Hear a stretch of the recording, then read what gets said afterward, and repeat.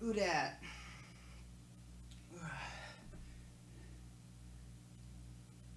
What up? Hello. Welcome, friend. Welcome, friends. Oh, who we got today? Something and Proud, and then J Cream. In good morning. Yeah, well, it's morning somewhere, I guess. Ugh.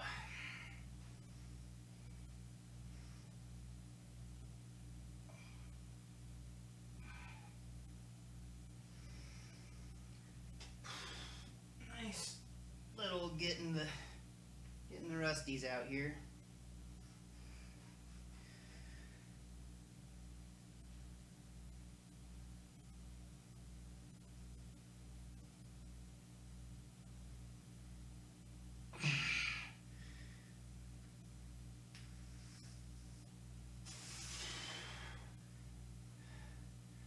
Hello, friends.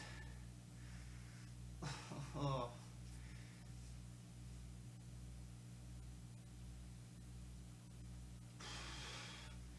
Oh, the warm-ups. All the mobilizations.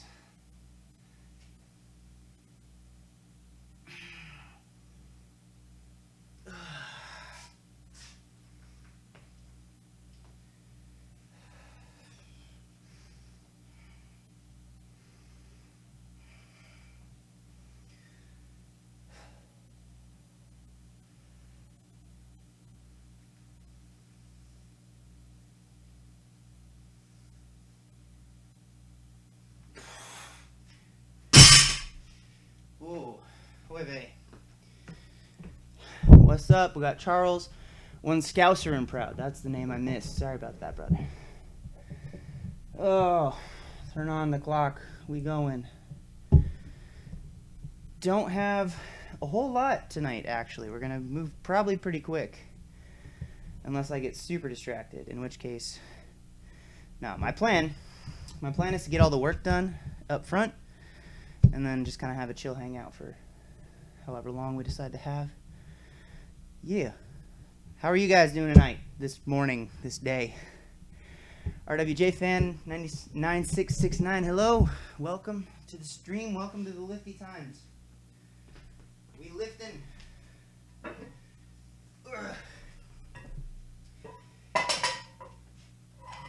This is actually technically the last real, semi-real, I guess, workout we have.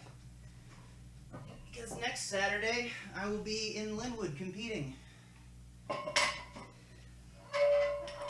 Or last deadlifting workout. I get to squat on Monday, but it's pretty much a deload day. And to be totally honest, this session is probably going to end up pretty deloady as well in nature. Whew. We stretching the hips. Always want to be nice and limber for those sumo lift things. What is that? A squat, lift, deadlift, lift thing.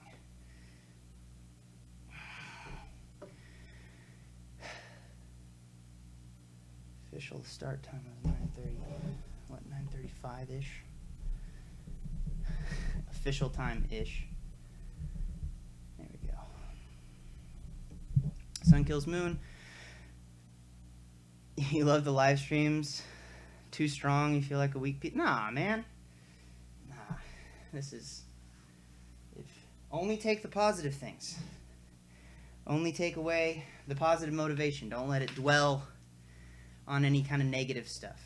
That's the only time you should ever care about what someone else is doing along your path is in a way that motivates and helps you drive forward and find excitement and purpose about what you already love. Don't let it negatively, don't let it deter you, right? Because everybody's got their own situation. We're all different. We're along different paths. We're all at different points of the journey. So.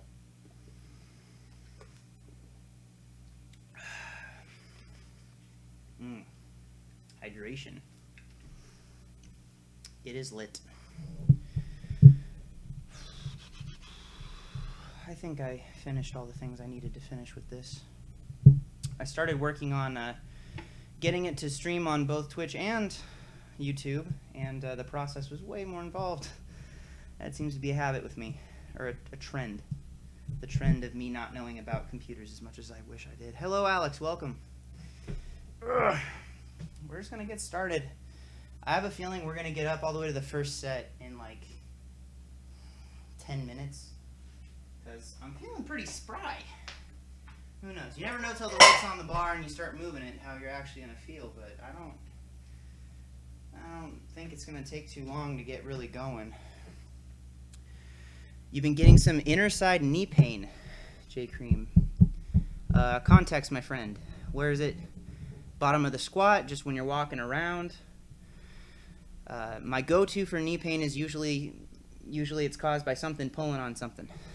A lot of times if you mobilize the quad, you get some, not just some stretching, but some soft tissue work rolling out, getting some of that ickiness down there. It'll leave some of that pull alone so it's not yanking on your ligaments in the wrong direction. That's without knowing any other information. That would be that'd be the first thing I try.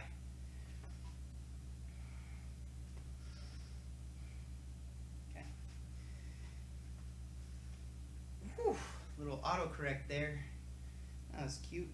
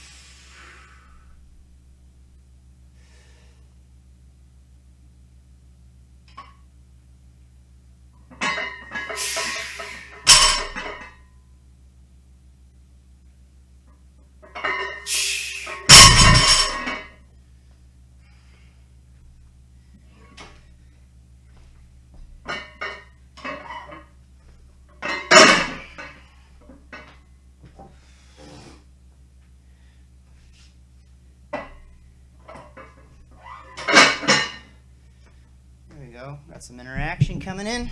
Charles, would I ever make videos on getting into equipped deads? If I got back in the suit, who knows? I think that there's probably some better resources out there, but I'm not opposed to the idea. I just have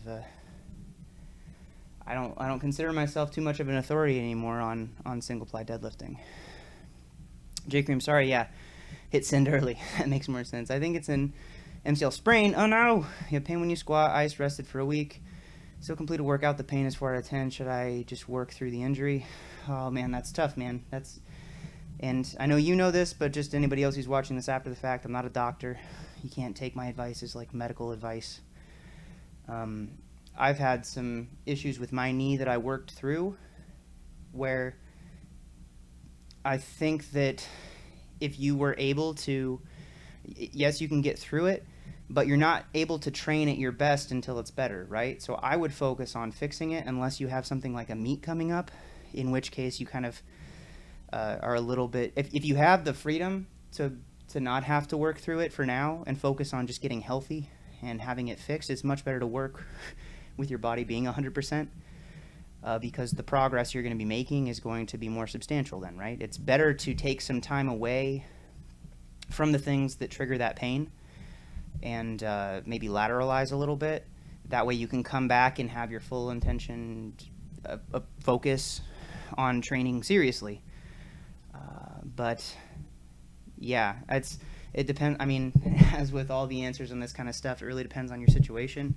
I would prefer to take time away from stuff that triggers it and focus on maybe on a couple of other things. Let it heal, come back, hit it 100% instead of kind of having to worry if you're going to push past that point where it's 4 out of 10 and it becomes a real issue, because then you have to backtrack further than you would have lost progress if you would have just focused on getting better and getting healthy in the first place. So Cliff Notes version, it's better to get better instead of having to try to work through it and hope that it's not a bigger issue than it ends up being. Gerbra, yes, these Saturday streams are turning out to be legendary. Well, I'm glad you think so. Next Saturday we'll not have a stream, unfortunately, because we'll be at the meet all day. And I still haven't heard if they have a live stream. I'm not going to hold my breath on it, but try to get some video. See if I can share with you guys. I guess if it goes well. If I don't post anything, then it went horribly. Just kidding. I'll let you guys know, even if it goes horribly. And I hope it doesn't, but maybe that'd be a learning experience for everybody, right? Oh, goodness. We back at it.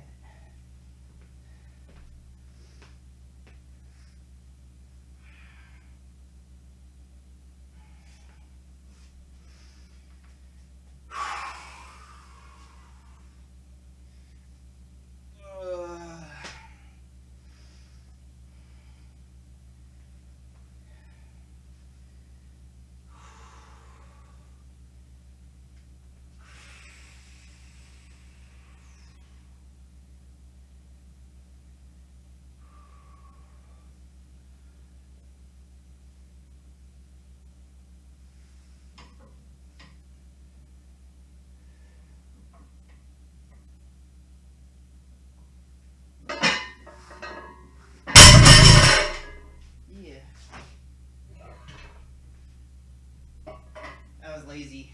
I was lazy as all heck. Do as I say, not as I do with pulls like that. That was awful. Awfully lazy.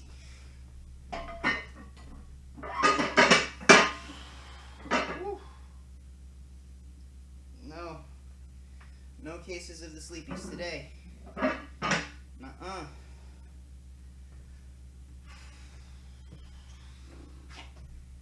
Chair kind of half back. Hello, and I'm saying. Gerber, you're going to do great, man. Well, thank you. Preparations look on point. Excited to see the weights move today on your last lifts. Well, nothing too crazy. We've got heaviest we go today is 660 for a couple of doubles. Might end up doing what I did last week, where I end up just doing them as almost rest paused. And then bench. My top singles and my and all my working doubles have actually reached the same thing. So that's kind of a fun little. It's a good indication, or it's a good way of kind of demonstrating how much my bench kind of falls apart when I get to the top range, because the fact that I'm taking potential openers as singles here along with my working doubles. Is a pretty good show that once we get to my top, I can work really close to pretty much my 1 rep max for even multiple reps, because once it goes, it's not a strength thing, it's the shoulder quits and misgrooves in weird ways. Oh. J Cream, probably gonna have to train because you have a meet coming up. Last time thought I'd start squatting again. Last time I had pain, it went away after a squat session. Well, just, I mean, maybe work through some body weight kind of range of motion stuff. Sometimes I know that I've had knee issues kind of start in the past if I'm cutting my depth, actually, because the knee wants to go through that full range of motion. So just make sure your knee tracking's on point. Don't let it be collapsing. Don't overcorrect it so it's, again, not, it should stay with alignment of the toe, right? Toes. Like between your big toe and your pinky toe, you shouldn't have your knee going one way or the other, because then it's putting a lot of torque one direction or the other on that knee. Fun fact, last week after I did that national anthem, at the Tangi Johnson Classic, I saw my chiropractor, Dr. Bridgman, again, and found out that my tibia was out. So one of the bones in my leg, that was one of the main causes of my pain in the knee, was that I had a bone that was actually semi-dislocated since last October. So that's helped me significantly in the last week, not have as much knee pain.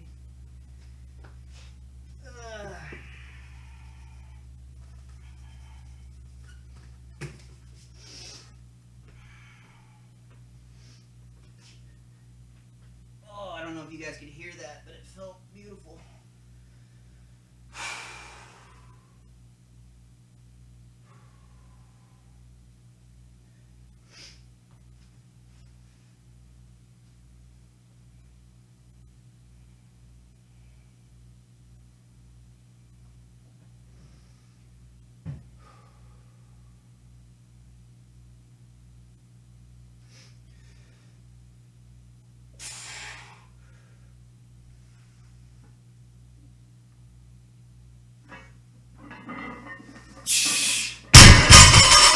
That felt pretty strong before the hook. Nice. Nice, me.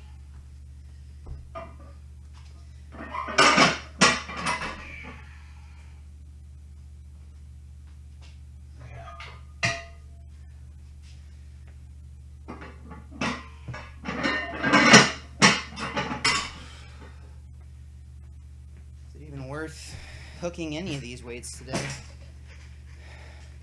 Thank you, Zezus. Welcome back. 405 double over. 495 double over, probably not gonna...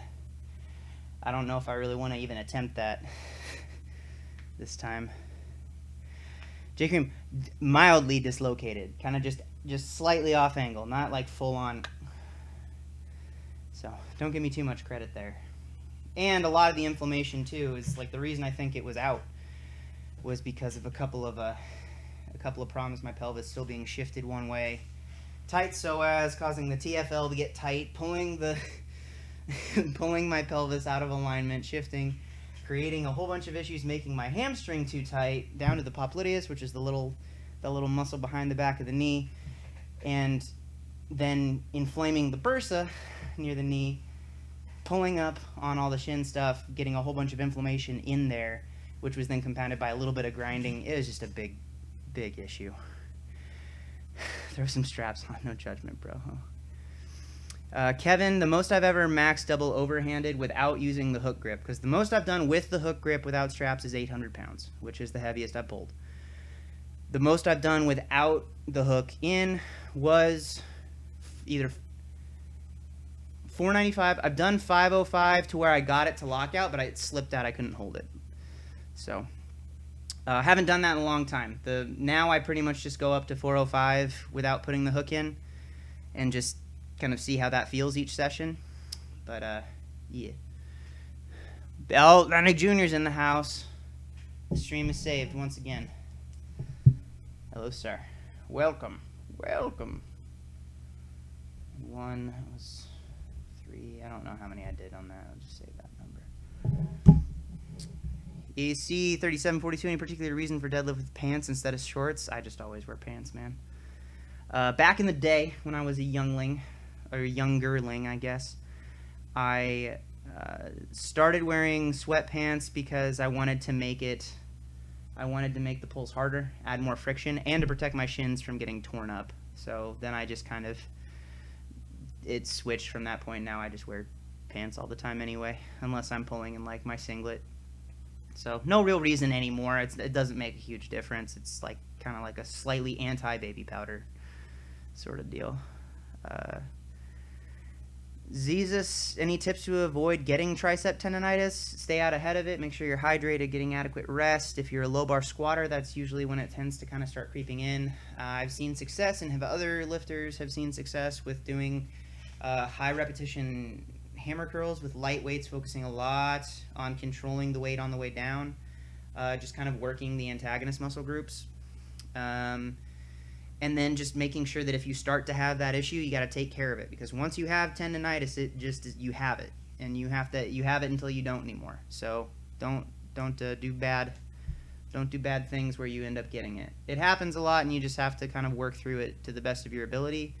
But once you have tendonitis, if it's legit, then you want to take some time away from whatever's causing it, because you can't really work through that. It needs time to non-inflame itself. Alex, he wears pants to hide his calves. What calves? To hide my little shin bones.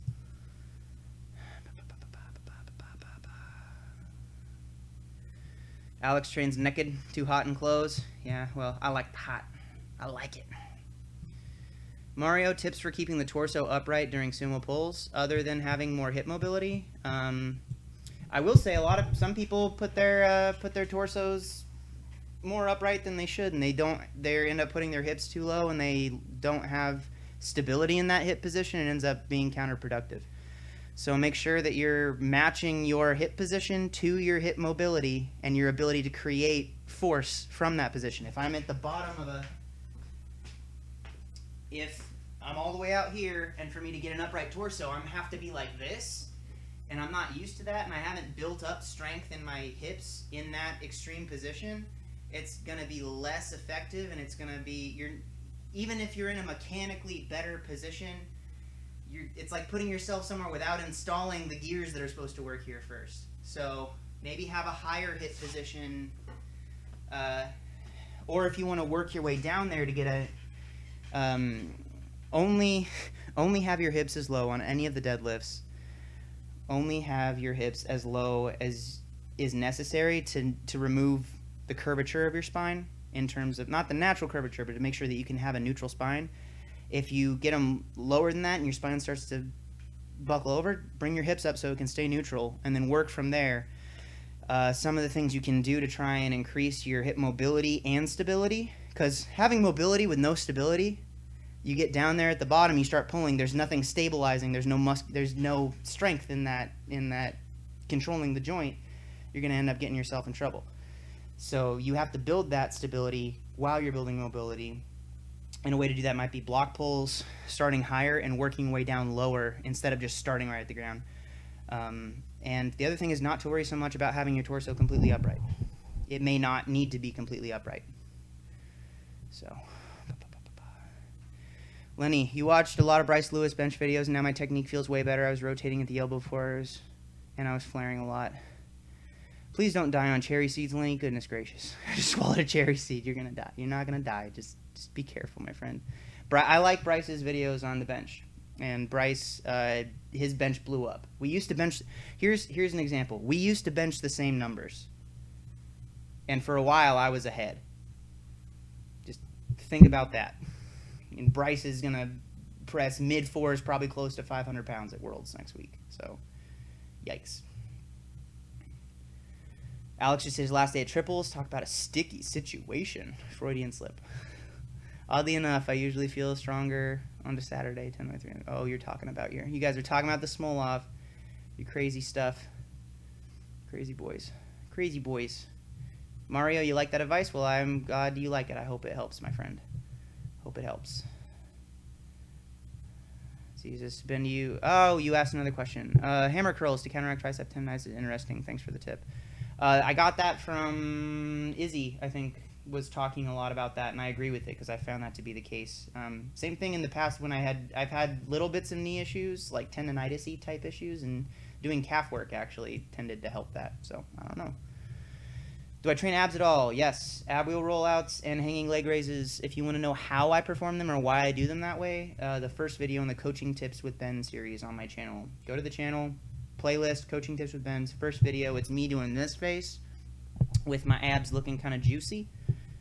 That was, I think it's called something like core training for powerlifters. And I talk about why I structure my stuff like that. Alex, I can't imagine Smolov for squats, Ben. You're a mad lad. Definitely don't know if I'd recommend it to most people. PDBRE, yo, brother, sup? I can do it. Oh, Lenny's trying to get up to that 3-plate bench. You will, my friend. You can get there. For what it's worth, it took me like 8 years, so don't feel too bad. Alex, took me a year to go from 2 plates for a triple, 275 for 10 triples. Lenny, keep on it, bro. I can deadlift twice my bench. I can deadlift significantly more than twice my bench. Feels bad, fam. Juicy abs. I did. Now they're like, you know, they're spicy. They used to be juicy. Now they're spicy. As we go up a weight class, right? That's the...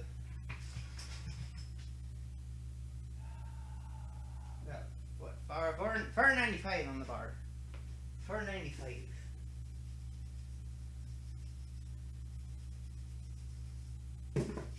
And I think we're gonna save the thumbs on this set. Add the thumbs back in for the 600-pound set since we're not going very heavy today.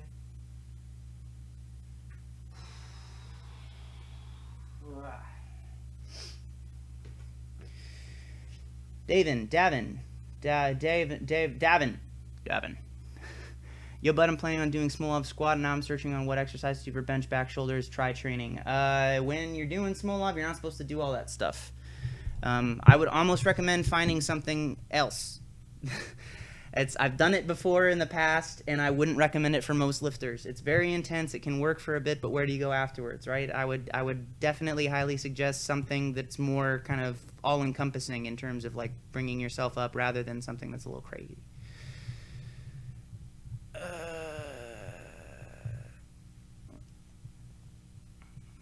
Should I get rid of them for the Smolov, or can I add in some light training? You're the minority. Men with feminine tushies who can squat more than they can deadlift crew checking in. My friend Ben Seath is a squat bro. He is not in like a negative or derogatory term. He just can squat significantly more than he can deadlift. He also squats like at his best in the 800-pound range, like mid 800-pound range. So that maybe explains some of it. What is this? What are this? I'm trying to set up your camera. Camera setup is a hassle. Damn it! If you're insisting on running Smolov, when I did it, I think I moved into my accessories when I ran it, which again I don't necessarily recommend for more people. I ran it, but my accessories were mostly like pull-ups, face pulls, dips, and then bench training. Thumb Wiggler, are you asking me what my best squat is single ply? Because I haven't squatted single ply since I was just out of high school. I think the most I got to, I did 650 in a meet where I was planning on doing 705, but I fell over on my. So I squatted 705 in single ply suit, but I fell over at the top. I couldn't handle it. I don't know if there's even video of that. That was so long ago.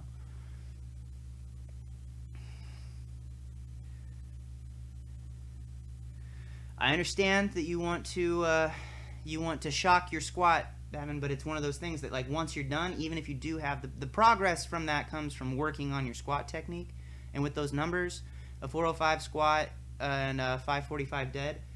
I'm gonna guess that you might get more just from refining the technique on your squat. Are you a high bar squatter, low bar squatter? I would look to maybe fix some of those things, because you probably are a stronger squatter than you think if the other numbers are where they are. Okay, I need to just do this other warm up set, so I'm gonna do that. We'll go over and see, my body's trying to kill itself because it knows that this is the last real workout, and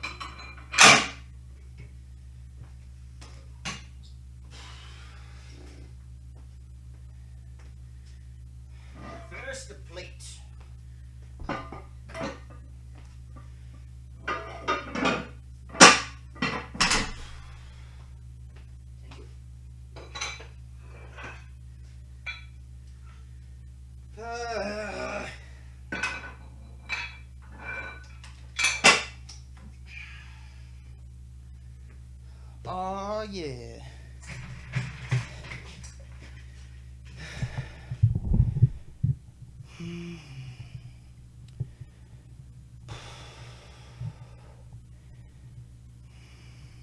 Squirt.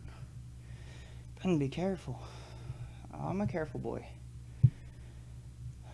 Oh, the trip and fall. Yeah, well, I trip and fall sometimes. Wearing a large shirt right now. Feels tight. Well, Lenny, you are a juicy boy. A juicy boy. How's your back injury recovering, by the way? You feeling better? Hopefully. Hopefully, yes, please. We want a healthy Lenny Jr. Bryce has good all-around strength program, TSA 9-week. Actually, Hanny and Eric wrote that. So, not to take anything away from Bryce. It's very similar to his style of programming as well, but I want to make sure that Hanny and Eric get the credit for the program that they wrote. The TSA Intermediate program, I highly recommend that.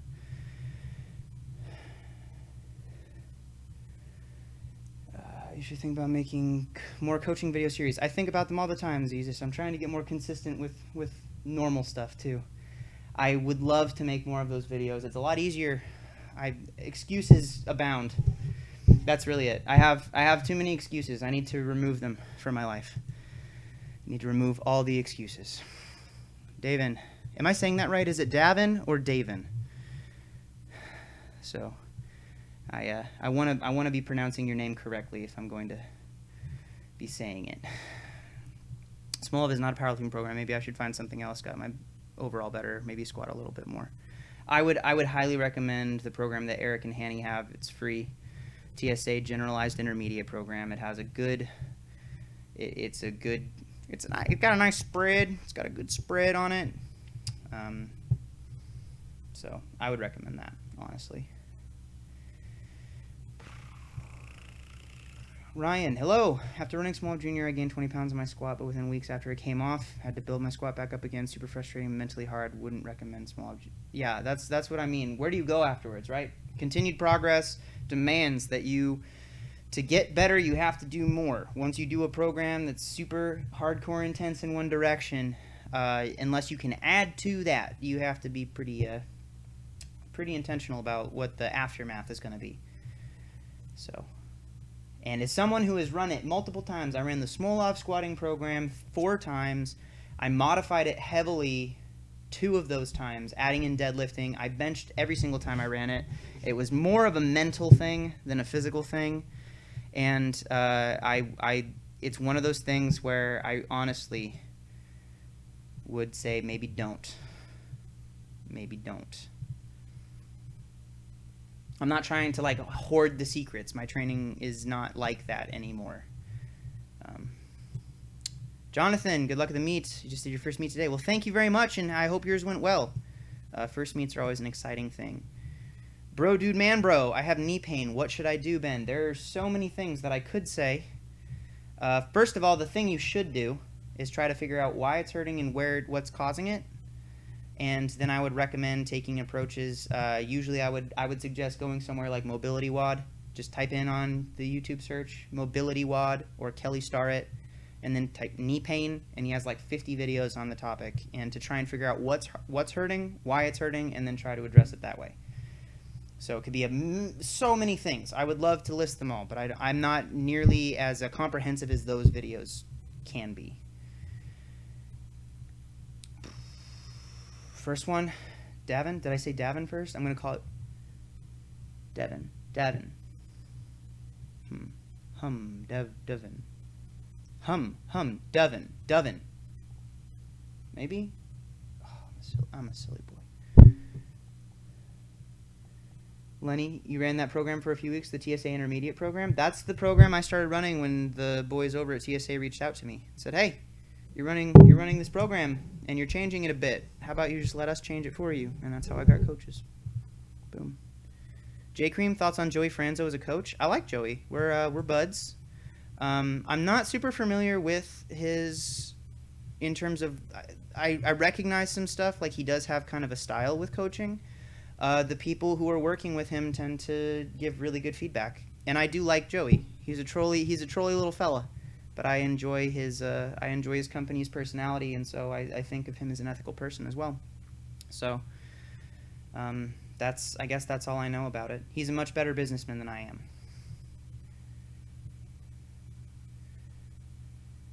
Davin, sorry that was as drawn out as it was. I apologize.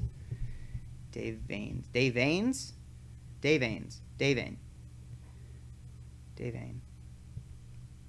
That's kind of hyphy.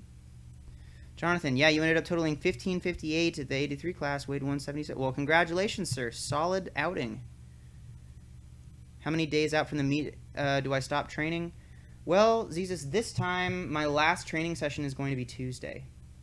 I've got squats on Monday. I'm doing 3 singles on deadlift on Tuesday, and it's actually probably the longest period of time off that I will have. When I competed at nationals, I had 2 days off. When I was at the Arnold, my last workout was the day before I flew out, and I think I flew out on like Wednesday and then competed on Friday. No, when did I get there? I had an entire day to rest in between. Yeah, I think I flew out Wednesday, so I would have lifted on Tuesday. It's okay. It's David, though. I'm trying so hard. I'm so sorry that I'm messing everything up. Richard, should I milk out as many strength gains as I can before investing in a belt? It's really your choice, my friend. A belt is a tool, right? It's a tool that you can use and not use at the same time. I would say it would be a competitive disadvantage to not utilize a belt as a competitor. So I would look into that as like in terms of a reference of if you plan on competing, maybe look to try investing in the belt. If you're having fun without it, there's no rule that says you have to use one. It's, depending. Like it is a competitive advantage to use one though. Or else no one would. Same thing for people who say that they don't get any assistance out of their knee sleeves, and like, all right, then don't wear them, right? Gerber, I was wondering the same thing at one point. Richard, thanks for asking. Yeah, if you have the disposable income to warrant getting one, and you want to try one, then get one.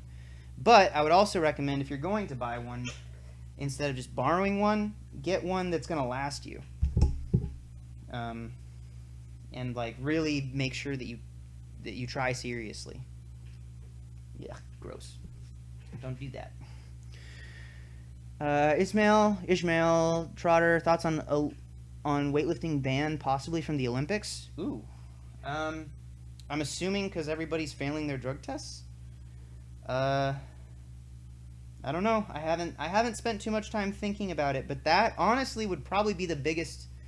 It would both be the biggest opening powerlifting has in terms of a chance, because it would be one barbell sport versus the other. However, powerlifting and the closest federation to actually warranting Olympic status, which would be like USAPL, IPF affiliate type stuff, they've been having issues with failed drug tests as well. So it's kind of, barbell sports in general are probably going to suffer from that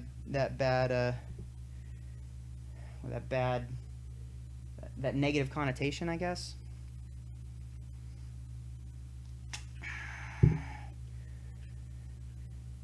On a daily basis, baby, please. What are we talking? Oh, hashtag me. Thanks, C. Gason. Appreciate. Weird question.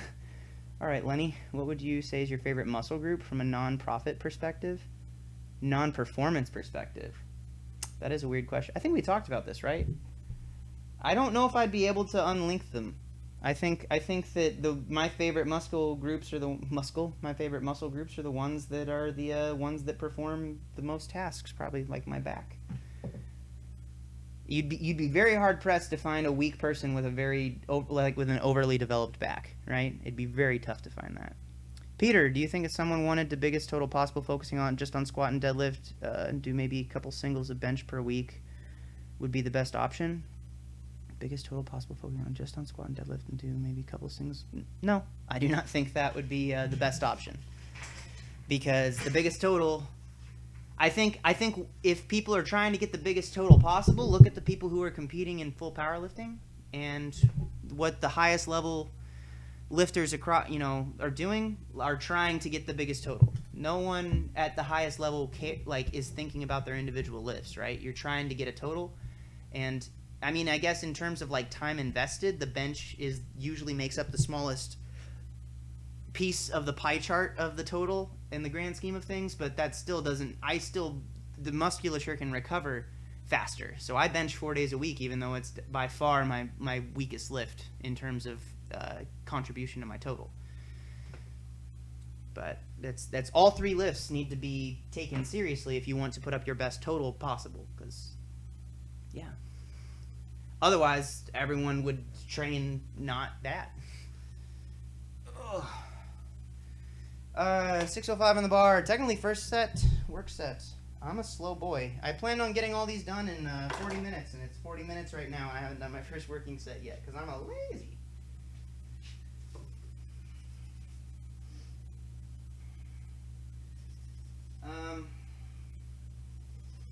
Because we're running behind, I'm not even going to bother with the belts. I'm just going to knock these out. We go 610, 645, 2 doubles at 660. We'll hook grip the singles for sure, and then we'll kind of see where the 660's at. I may or may not wear a belt for these. Not on these first couple, just because I don't usually wear a belt on 605 as a warm-up set. Alright, I need to bring the focus back in, though, because this is still, you can hurt yourself if you're not paying attention to what you're doing, even with weights that should be relatively manageable.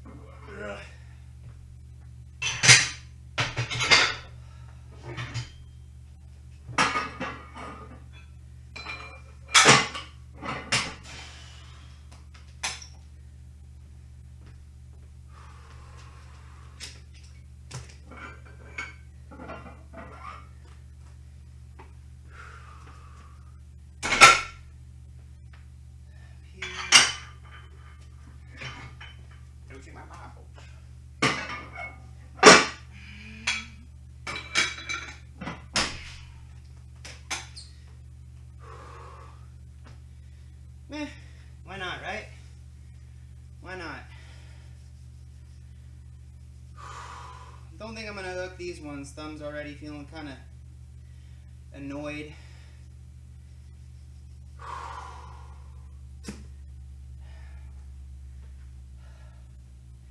I can't tell if I'm doing this because I'm lazy or trying to show off, or just to get the sets done.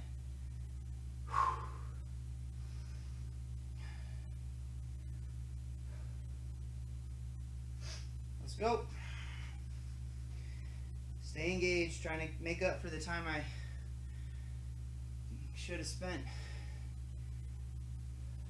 little closer on that left side.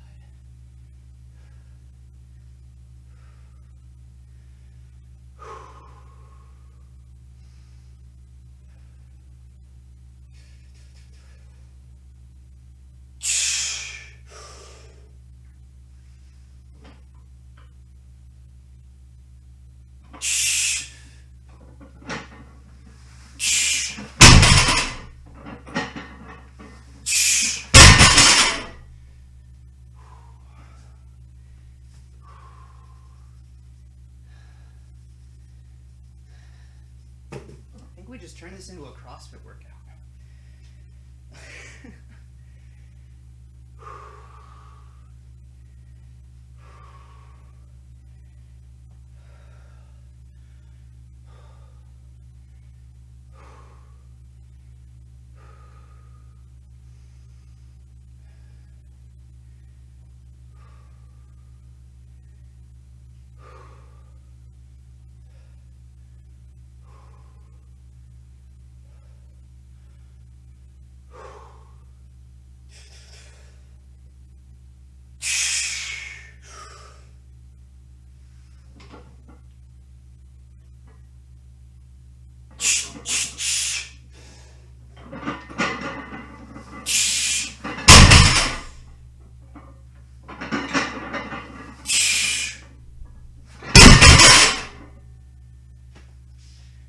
And with that, we're done with all the deadlifts.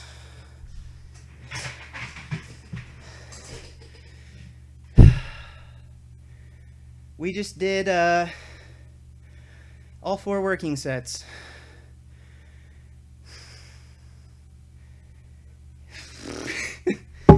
All right then.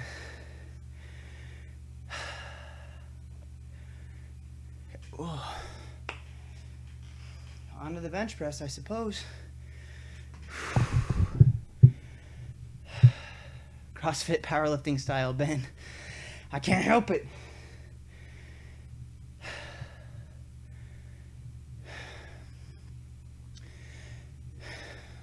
Okay. Oh, that'll get your sweat response going. Hardest part was changing the weights, I think.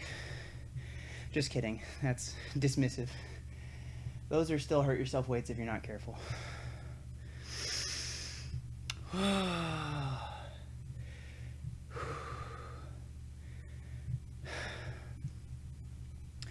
Gerber, how'd that feel? Hard to tell from the front view, Sumo, because of how squeezed off the floor and comes up slower than the conventional. Yeah, they in general they felt fine. I hook gripped the 610 and the 645, and then I over-undered the 2 doubles of 660, just because that's a pretty short turnover for the thumb, and I didn't want to have that turn into an issue. EAC, yo, I know you may not go to Ireland. I've been to Ireland. Awesome collab would be you and Clarence Kennedy. I haven't met Clarence. I have not.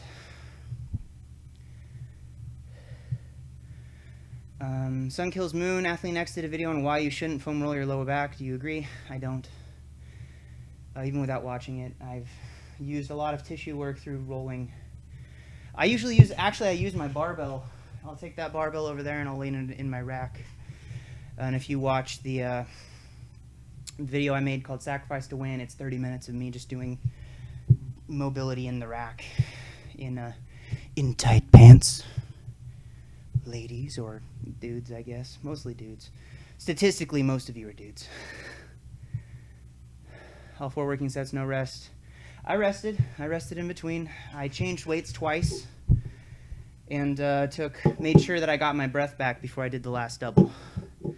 So that's rest. J Cream, opinion on crazy bench arches? I wish I had one. Personally, I respect it, but I'm not as impressed by it. But I understand that it's not cheating. It's within the rules. It's taking the rules and pushing them to their highest extreme. I would prefer not have them exist, because I do think that in terms of spectatorship, it makes it really tough for people who aren't familiar with the sport to really, like, they'll see that and be like, oh, that's not, they don't understand the skill that comes with that. And so I think it actually kind of hurts the way the sport, like, unless you know about it, you have a hard time respecting it. And I am not as impressed by it than I am, like, imagine someone like Jen Thompson, 130 pounds, lays pretty much flat back. Her arch is very minimal. She benches 315 as a 130-pound self-proclaimed soccer mom. That is pretty crazy. And you see that, and then you see someone else bench not a whole lot more with like a super arch, and it's tough. So that's a tough spot. I don't have any problems with it. I'm not like offended by it. I don't get upset that people do it. I'm just less impressed personally, and I think that it's not as spectator friendly, but in general bench pressing isn't very spectator friendly. Just saying. Lenny, will you sacrifice to win? Basically, I talked for 30 minutes about how the lifting itself is the part anybody can do. It's the reorganizing your life around the rest of it that's the tough part. Sun kills moon. Yeah, thanks, Ben. I feel the same way. I feel it does help me. So glad you feel the same way. Yeah. Well, I mean, do some research, right? Do some research. If you feel like something works, even if it's wrong, you might benefit from like the placebo effect. But I feel really, I hope I'm not encouraging a confirmation bias where someone that you like and respect and want to, or maybe I'm assuming just by you being here that you might enjoy finding something that I agree with. I would say do some research on your own, pass what I say and pass what someone else says, and once you figure that out, then I'd feel more confident in someone coming to the conclusion that way than basically me just saying it. In general, tissue work has helped me, and I feel positive benefits from doing it. So, Lenny, you spammed me. I read your last question. Will you sacrifice to win? I told you about the video. You silly boy. You had a bunch of questions while I was doing my CrossFit workout. Peter, how would you strength train a 12-year-old kid?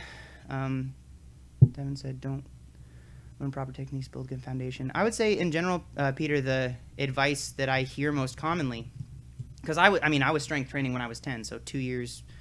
I had 2 years of work. Body weight stuff, get them involved in different sports. Powerlifters and strength athletes tend to develop faster later down the road if they have an athletic background. So work on their sense of body awareness through like general physical preparedness. I wouldn't start loading them with a bunch of weights at that age. I would probably have them do more calisthenic type things. And just general movement, and again, get them used to body awareness more so, because the strength will kind of just come. You could have a 12-year-old ride a bike and they're going to be stronger from it, kind of a thing. So, how much you bench? You talking about me, C. Gason? Haven't hit 4 yet. Still chasing that forever. Not that, the other one, Lenny. Your last question is, can you read my last question? You said rest is for cookie cutters. Yeah. What? Is there really a need for a squat and rack command? The idea that if they don't, then someone could abuse the walkout system in some way. It's to establish a solid base and to establish control. It's a good way for the judges to key in and say, all right, here we go. Imagine someone getting out of the rack, just starting a squat. They haven't established that, the judges have to decide if they established a fully erect position. You get to the bottom, if they come all the way up and they kind of start falling forward and they start shuffling towards the rack, they haven't established the finish of the lift, and that's why those exist. So that's what I would say. Is that the one you're talking? Like 10 minutes ago. 10 minutes, Lenny. 10 minutes to scroll through this chat. What are you doing, boy? Kurt, did you beat your Fran time, Ben? I think I just did. I think I just beat my Fran time. Jumping jacks and powerlifting. Hashtag worth it. Fully erect. Yep, we said it. Yeah, just ask it again. Come on, Lenny. If it's that big of a question and I didn't get to it after reading the last 7 things you said. Hello, Samuel. Welcome back. We're gonna let's get this bar naked and get ready to do the bench press. I want to say that we did all that. Well, I can easily tell Ben, your answer did not make me fully erect. No lift. Oh yeah? Well, I saw my girlfriend this week, and we didn't watch Interstellar. We watched 2 other movies instead, Lenny. 2 other movies, not even Interstellar. Take that, Matthew McConaughey.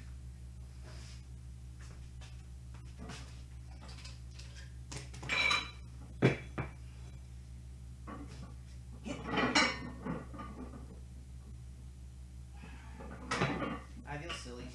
Wrong side, Ben. This is my quick side. This is the one.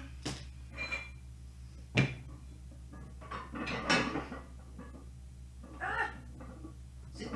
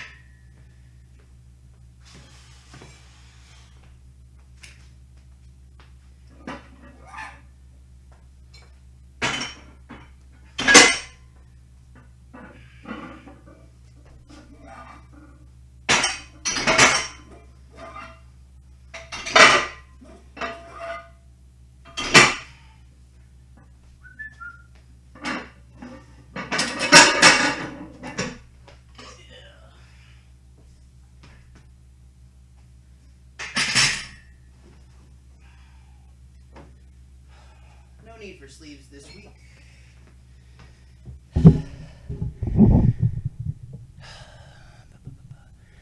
How dare you, Ben? I love the anger from Ben. It's both arousing and something to fear. Goodness. You will. Come on, Lenny. All in good fun. How dare you? After all I've done for the stream.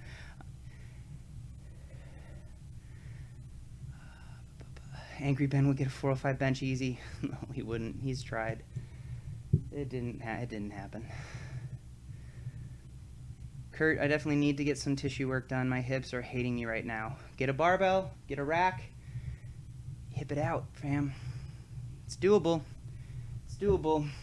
And getting someone else to do your tissue work is expensive.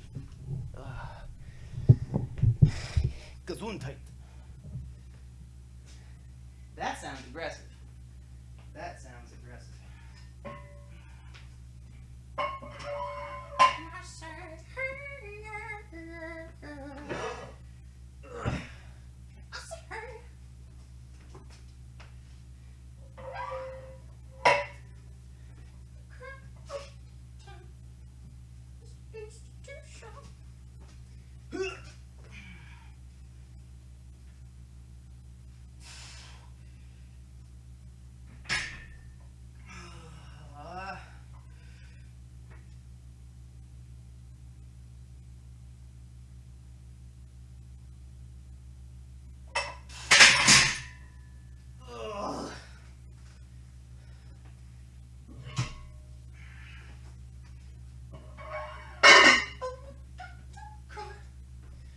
Why is that song in my brain right now? This is not understood by the band.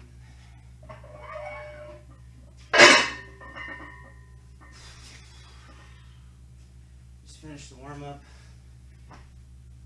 so I don't waste time again.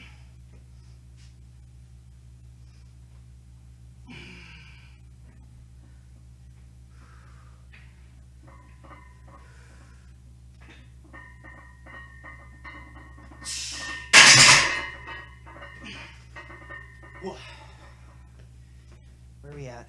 Is Lenny still grumpy? What's going on? Oh, man.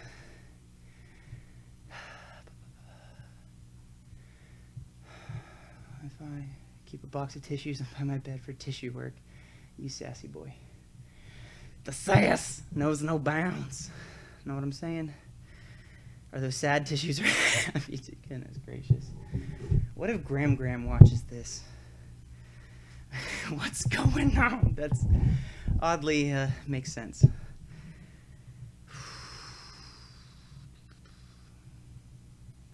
Sun Kills Moon, I loved your vision of I'm a Mess. You should do a solo version. Well, I appreciate that. That is one of the songs that's always the hardest for us to get to because I get emotional. And like to ride the line between emotion and good quality tone production gets tough. Oh, man. We'll see.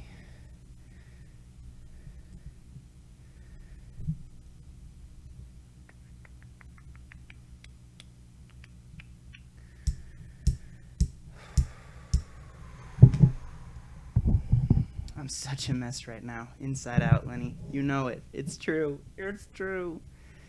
And yes, I do recommend anybody trying to get some nice bench cues. The video that Bryce did at Super Training, the Bryce Lewis bench press video at Super Training, was really helpful for me to just remember some things and to like, oh yeah, that's something to think about when I bench. So.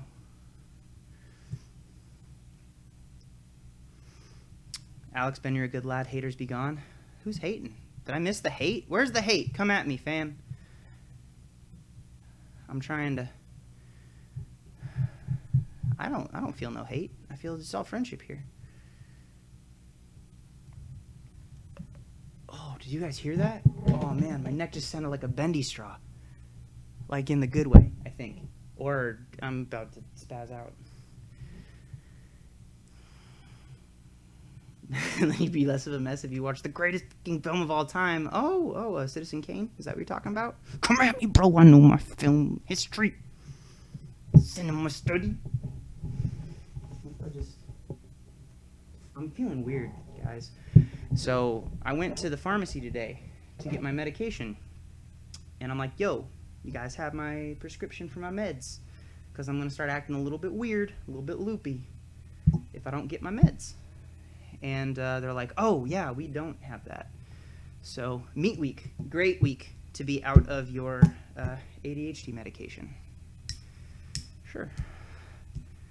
Just not so much for the lifting, because it's not going to do much for the lifting. I lifted for so long before I was diagnosed and was taking medication. But holy Krispy Kremes, it's going to be a rough week of being productive and not shiny object all over the place. J. Cream, Chris Duffin has some good vids on increasing bench arch lat involvement. That he does. A couple of the coaching tips videos I did heavily borrowed from some of the stuff Chris talks about, and I referred to them. Excuse me. Lenny, go put your chicken in the crock pot, fam. Don't be... Why are you not doing this? Why are you doing this? Go take care of your future self, Lenny. Future Lenny will thank you. It's very important.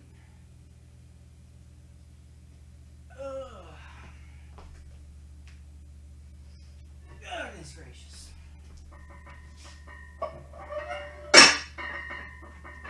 Hopefully no one turned on the heavy yet. Stay in this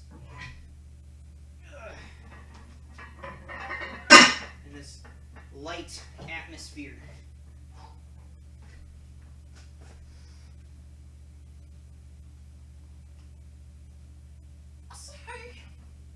That's not the right song to have in my head for these.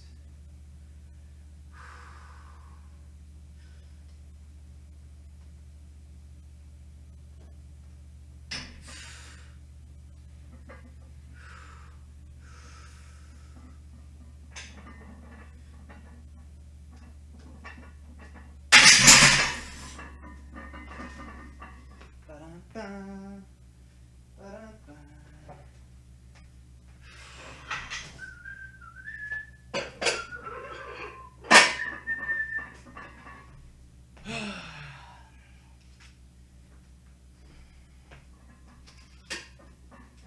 Not gonna lie, there's the part of the brain that forgets that this exists forever for anybody who wants to find it. So if you're watching this after the fact and not on the stream, just pretend that I'm not goofy. And very serious all the time. Very serious lifter.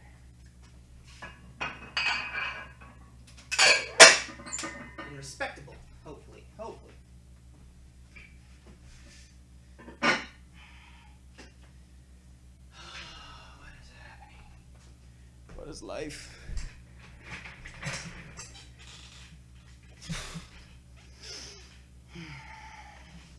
Hello, Mocked Athletics. You did not miss this time.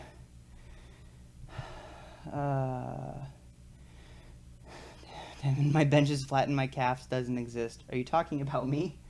That hurts. The earth is flat and the cosmos don't exist. Thanks, J. Cream. The truth is out there. The truth is out there. We're all learning tonight. Lil. And throw about 3 pounds of chicken in the crock pot. Do it, Lenny. Get that chicken in there. You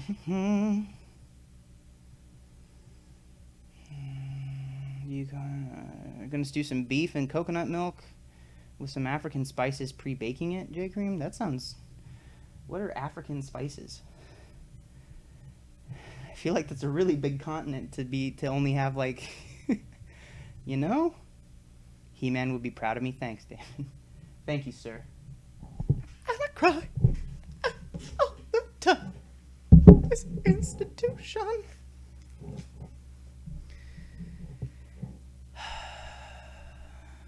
See, Gason, still on Ramadan, almost killing you. Oh, man. So, forgive my ignorance, my friend.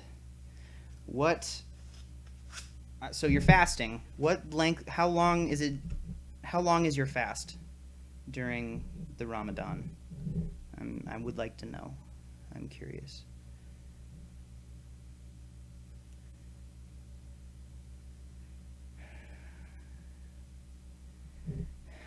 David, you were not talking about me? Or were you not talking about someone? If you were or not, I don't care. I'm happy about me. Too long. Kind of BS the last statement. Gotcha. Gotcha. I thought you were saying I BS the last statement. Like, I'm reading your comment, man.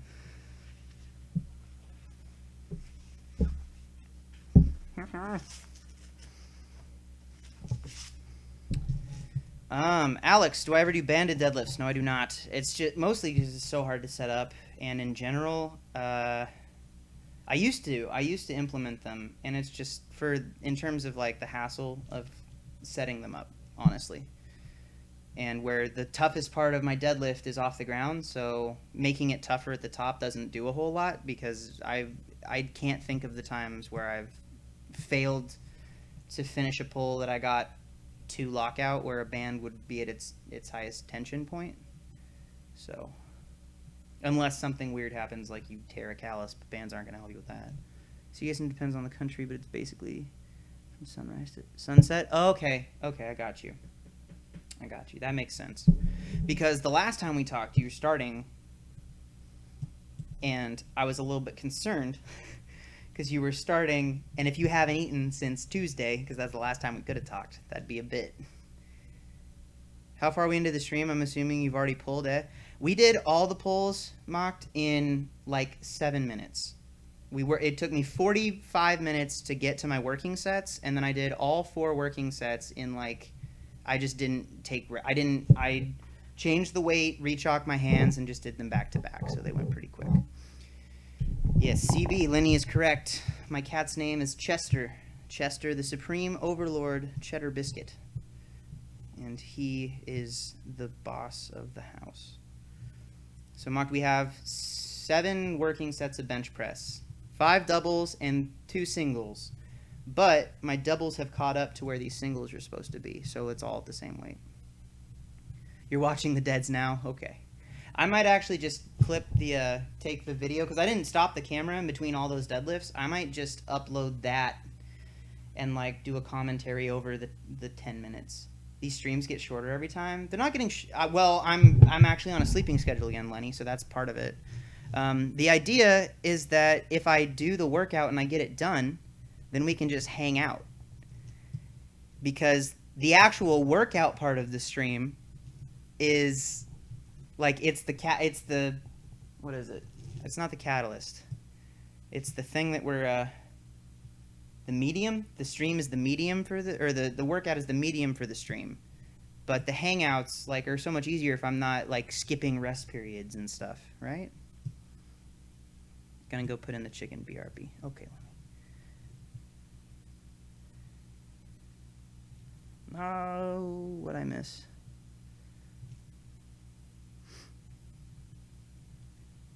Alex, I heard someone call your cat husky. Channel that anger. He's a husky boy. He's not ashamed of it. He is not ashamed of it. He is thick. He is a thick boy. Thick with like 4 C's. Thick Chester. Seagason, have I ever had quinoa? Fun fact, I used to call it quinoa. Unironically. And I didn't realize when people were talking about quinoa that it was I thought quinoa and quinoa were different things. And I wasn't interested. I think I might have tasted it. I can't remember it very clearly though. So it didn't leave much of an impression. Either quinoa or quinoa. Yeah, a little bit of the brain going. I don't know how to structure these benches. Because normally my working sets, like my top sets would be the singles. And then I would do 2 doubles, and then I'd have my working sets be like the third set because they're supposed to be like the heaviest ones. But the actual doubles, the back offs are the same weight as the singles. That's some silly stuff. I'm glad you good boys like that. Kurt, I did perform the national anthem recently. I did it, was it last week? Yeah, last weekend. The reason I did my workout so quickly was that I had to get to Tacoma to the Tangi Johnson Classic, a bodybuilding, physique, figure, and fitness show. And I sang the national anthem, and it went very well. And they want me to come back next year and do it again, but also maybe do like a deadlift or a powerlifting exhibition.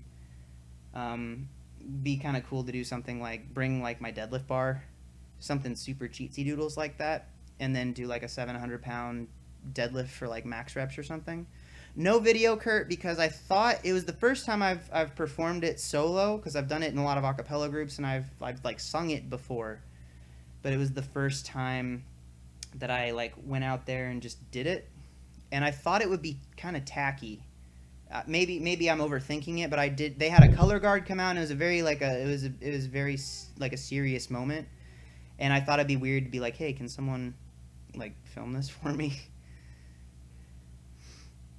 So yeah, but it went really well. I was very pleased with it. It felt comfortable.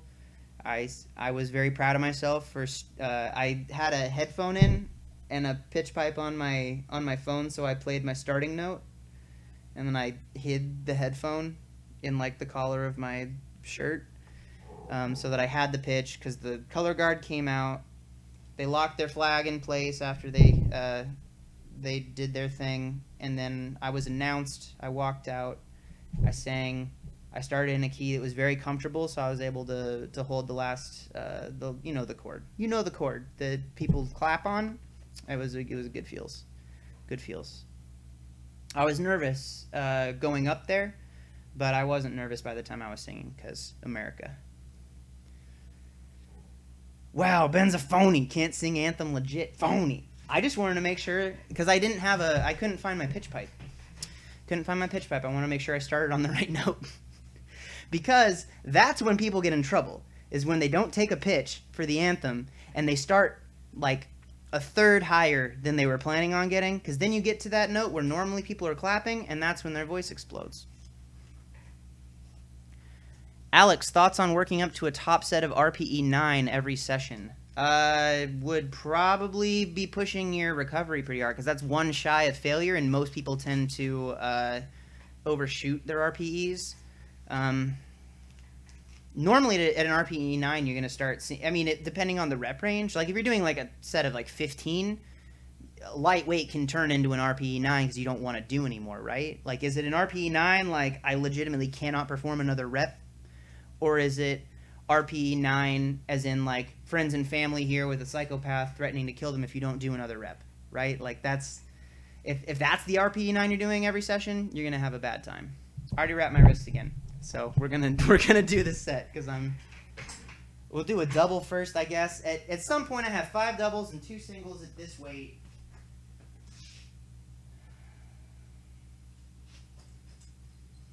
And we're just going to do them in some order, I guess.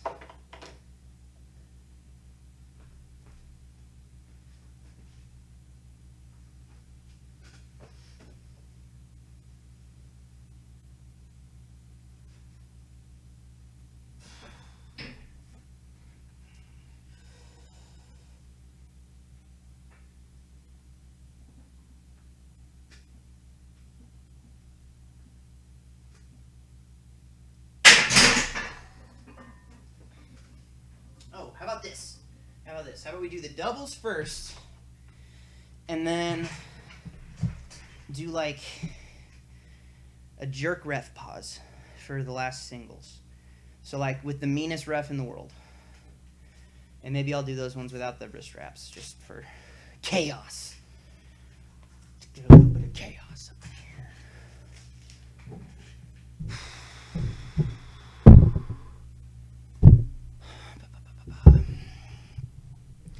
Pitch pipe. Wow, I thought you were natural. I don't have perfect pitch. I have decent relative pitch, but I do not have perfect pitch, my friend. Not everybody loves Ben, even Blaha. Jason and I have no beef. I has no beef with most people. I don't know that everybody loves me, but I don't have a whole lot of really vocal haters, I'll say. Alex, Ben, throw a belt and heeled shoe on for that bench, lad. I used to bench in a belt, and then I stopped. And I used to bench with heeled shoes, but then I didn't. There you go. I didn't notice a huge drop-off when I switched back. The heeled shoe, I might have stepped away from that more because my knee was kind of giving me issues with like forcing that further position, and it didn't really do much for my arch. I don't know. After this meet, I'm probably going to have to reinvest in some the approach. Riveting stuff, Ben. I'm going to fight you, Lenny. Fight you. Mocked. Pulls look awesome, by the way. Well, thank you. You're back now. Had 2 YouTube pages open. Well, I appreciate that you approved of them. See, Jason, what would you think if there was a speed criteria in powerlifting? Don't know how they'd implement it. You mean in terms of like the... Yeah, Alex, don't they have a time limit? You have 60 seconds from the time the bar is loaded, is called to receiving the starting command, or start initiating the lift, I guess. Though, unless you're talking about like bar speed, which I don't think that would be any. I mean, because some people are strong and lift slowly, and it's because powerlifting is not a measurement of actual power. In terms of like force generated, it's about strength, absolute strength, moving a weight from point A to point B in general. Boob, are you the strongest person in the world? Definitely not. Definitely not. I'm the strongest person that I have been. Philosophy. Ben, will clone yourself 1,000 times when the technology advances, fight off every evil Branch Warren in every parallel universe in the entire... If there were more Ben Rices, there'd be no Branch Warrens. What is it? Evil... An army versus an army of Branch Warrens is this. Oh, that shirt. My shirts were inspired by Abdullah's rant in the positive way about me. That video was my favorite video on YouTube. Selfishly and egotistically so. Mocked. Beltless too. What did you find you get out of beltless eds? I know there's a lot of conflicting opinions, but I'm interested in hearing what you have to say. Honestly, just confidence in terms of... and it helps me focus more. I wouldn't say that you can't focus while wearing a belt. I think that for some people it's actually better and they can focus better in cue and take it more seriously. For me, knowing that I don't have that extra little bit of assistance allows me to, or forces me to be more aware body positioning and just present in the sensations of the lift, which I think my coaches don't like that I do beltless work as much as I do. That's one of the places where we kind of have differing opinions, but I, for the most part, belt up for most of my working sets. This was just, normally they also wouldn't want me to go through all 4 of my working sets and back to back with no time in between, but I was running behind because I took too long to warm up. So Lenny wants to know, why is cheesecake so great? Because it's cheese and cake. So good. Be nice, Alex. Stand-up footing is super strong, but he lifts always looks slow. He's very controlled in his descent. Papa Rhino. Boob, will I ever become a bodybuilder? No, I will not become a bodybuilder. I do not plan on it. I do not have a love for that particular pursuit. The judging is very... I might diet down someday just for funsies, but I don't plan on doing a show. The judging is subjective. I like objective outcomes. Ben, sniff ammonia for the next rep. I don't ever use ammonia. 2 things. I don't use ammonia, and I don't use baby powder when I compete. I think that was something because in high school it wasn't allowed. And then I just was never interested in it. And I've never... hard to say never. Yeah, I don't think the ammonia would do too much for me. And in terms of baby powder, if I get to the point where baby powder could potentially help, I've either already missed the lift or I'm just going to be able to finish the rep. So... I guess it doesn't make sense really because 1 rep max is the slowest. But everyone would just use a sub-maximal weight and move it quickly, right? 80%. So everybody's maxes would just be 80%. When you've been 20 years from now, we'll be at the Interstellar Fan Club meeting laughing about this moment one day. One day. All right.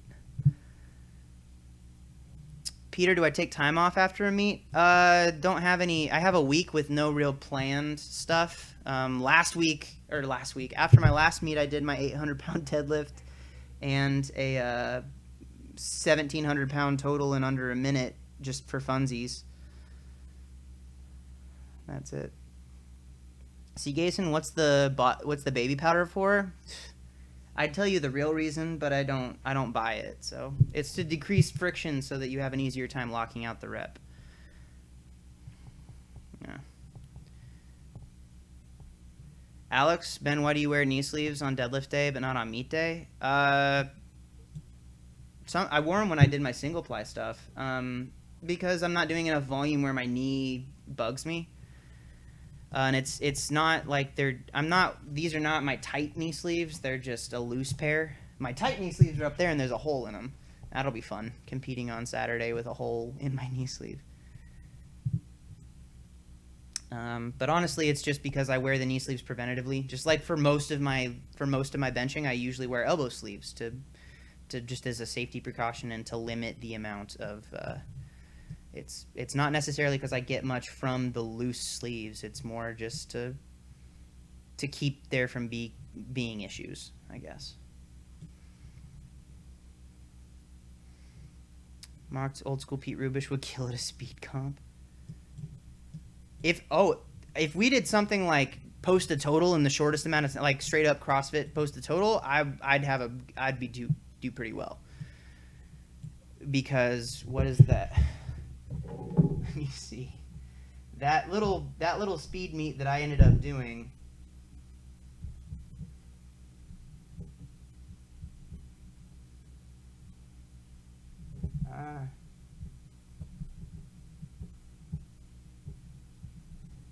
Oh gosh, percentages. That was 95% of my total in 58 seconds, and I did the beltless deadlift, and the squat was on a crazy whippy bar, so I probably could have done significantly more on those. I probably could have posted the same. No, that's not true. I could probably post like a 98% total as a speed meet if I had good equipment, because at least going into that meet, just because of how like how good my conditioning was and how how much missing my last squat at the Arnold really affected my total. It robbed so much of the weight that I was planning on getting at that total. It was, as much as it was like a good meet in terms of like lifts attempted and lifts made, I was really underwhelmed with how we had to kind of backtrack on my bench and my deadlift because my squat was a silly thing. I'm doing that thing where I'm reading questions as I wrap my wrists again. Probably not good practice. Do as I say, not as I do. Don't do this. J. Cream always thought the baby powder was just another word for chalk up until 1 month ago. Definitely not a good thing. Not a good thing. You put that on your... I always avoid it because I have this... I don't want it to get on my hands and like drop the bar. That would ruin my day. And yes, these are SBD 1 meter flexible wrist wraps. Oh, Lenny, I'm going to answer your question as soon as I come back from the set of baby bench press. Baby bench press.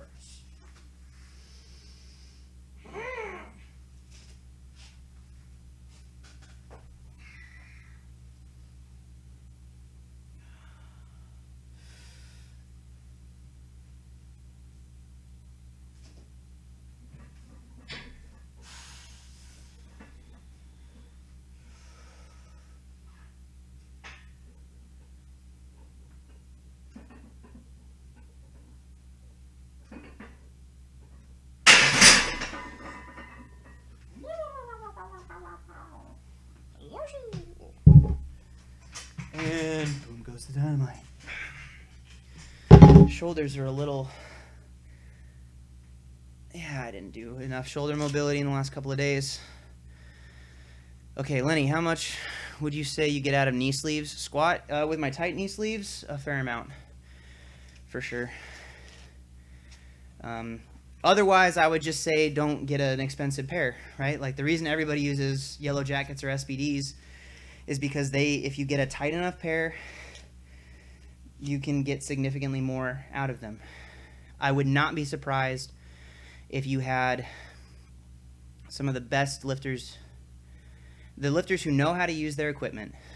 And yes, knee sleeves are a form of powerlifting equipment. It's not single ply equipped, but it's a form of equipment. You would see their top, depending on their style of squat, like someone who hits the bottom of their squat a little bit harder and uses a little bit more of a bounce, I think 30 pounds would not be ridiculous to say. Myself, probably 10, 15, because I'm slower as I get to the bottom of it. But I notice a difference between my tight knee sleeves and my loose knee sleeves. So...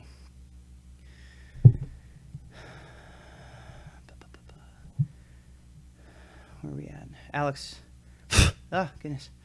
Ben, is that an Ohio Power Bar? Yes, it is. If so, is knurling like sandpaper? Good grip? Very good grip. More knurling than sandpaper. Like, meaner than sandpaper. Sandpaper would be a vacation compared to grabbing onto that bad boy.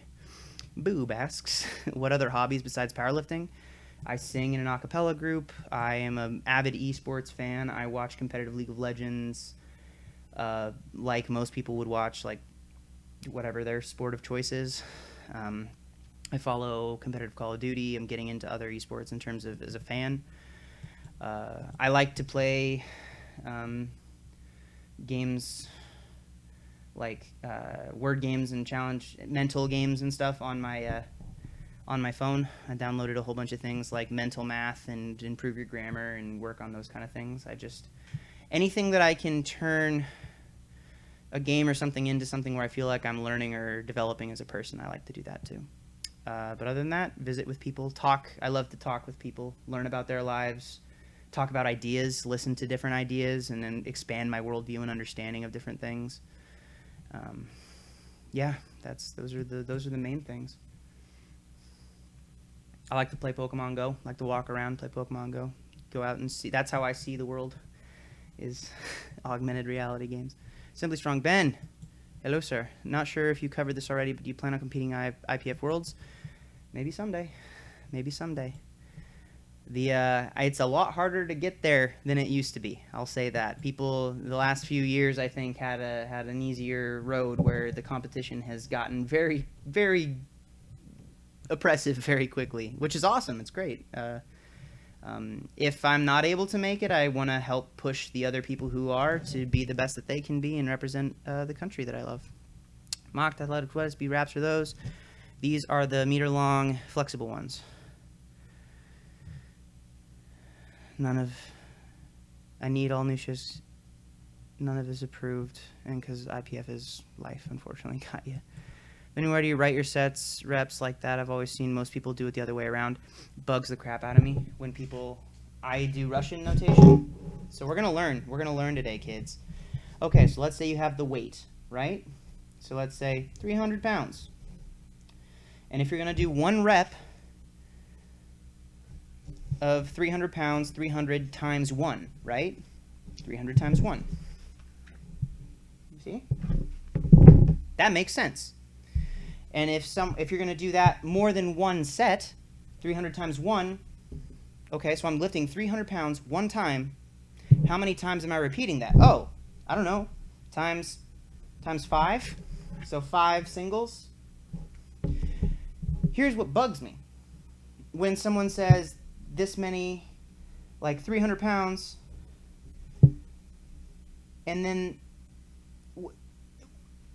when they do, if there's multiple sets and they're like, oh, for 5 sets of 3 times 5 times 3, what?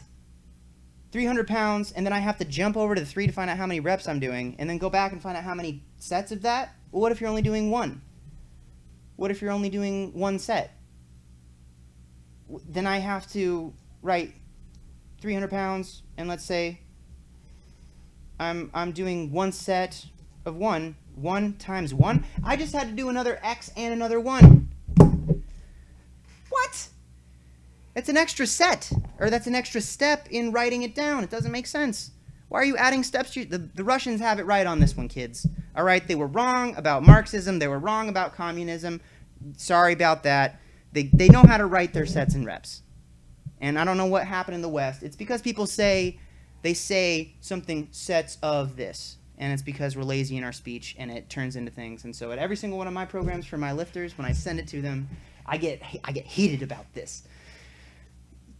You write it in the way that makes sense. Ugh! Oh, people. Sorry. Anyway, Angry Ben, PR's coming. Ben getting political. Sick of all you neo-Marxist fascists with your improper set, rep, and weight distribution properties on your notations. Do it right. Do it right in a way that's logical. Raphael, is your name really Jeff? Why is your screen name Raphael? That's what I want to know. Oh no. And in comes the Russian. In comes the Russian. Dedushka. Maxiated goes off about the same subject. Well, then Max knows what's up. It does not make any sense to me why people notate their lifts in a way that requires extra steps. It's silly. It's silly. Because each set should just exist on its own. I shouldn't have to write... Never mind. The big reason, not just because... Here, I can't stop. I can't do it. You guys got to me in this point. One of the problems is that you have to adjust, because if you're only doing the one set, you might leave off. So I don't want to write the X in one more set, right? So I'm just going to do the 300 times the number of reps that I'm doing. All of a sudden, you have just changed the format because you're not writing what the X1 is, so now it's different than all the other stuff, and that's even more confusing. Ugh, you're all wrong. Come on, the West. Ugh.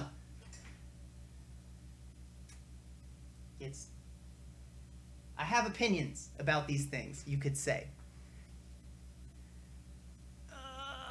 Okay. Another double. And no, we're not adding 50 pounds because I'm mad because... Can I say my people? My people don't know how to write things down in a logical way.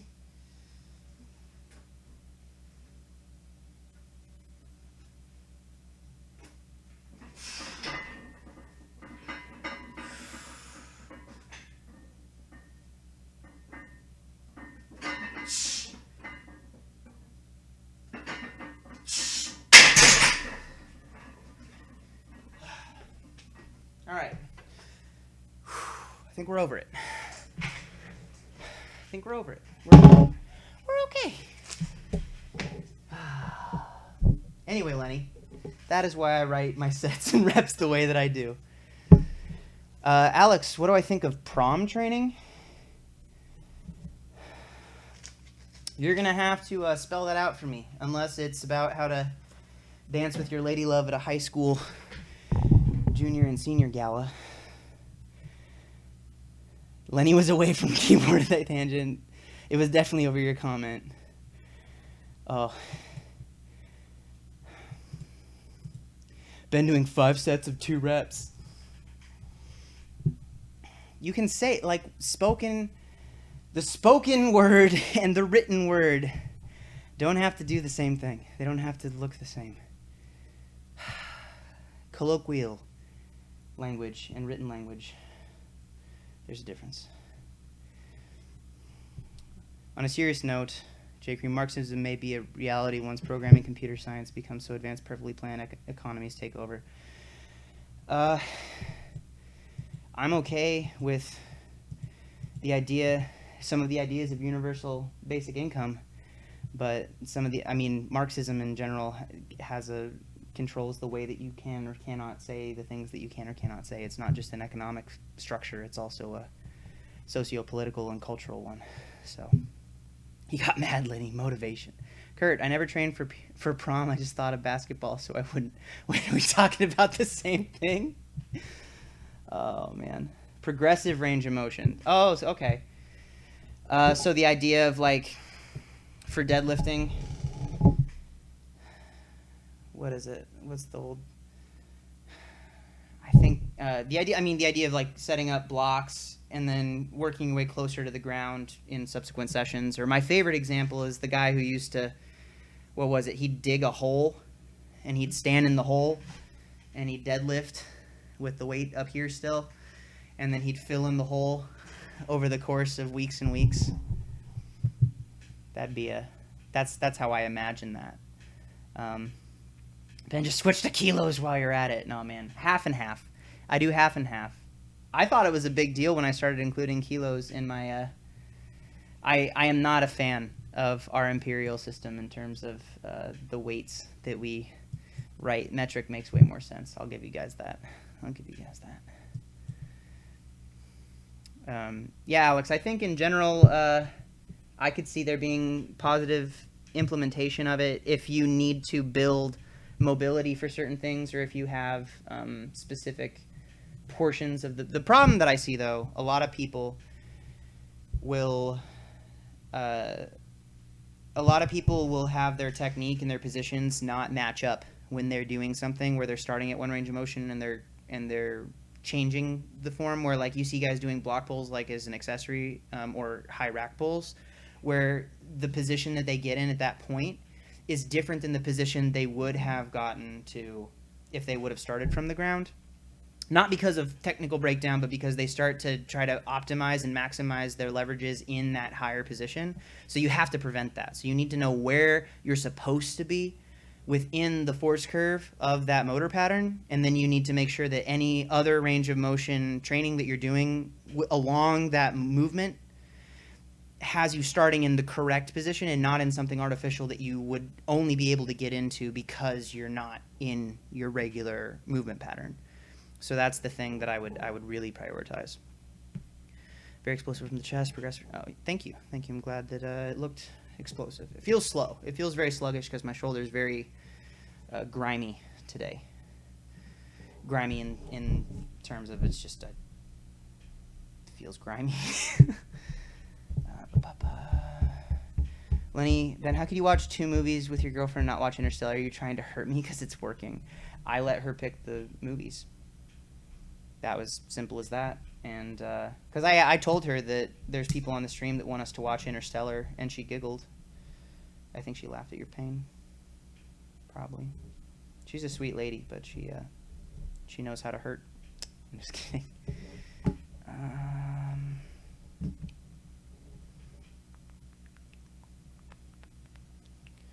J. Cream, yeah, Ben, the true cultural Marxism is a no-no. Yeah.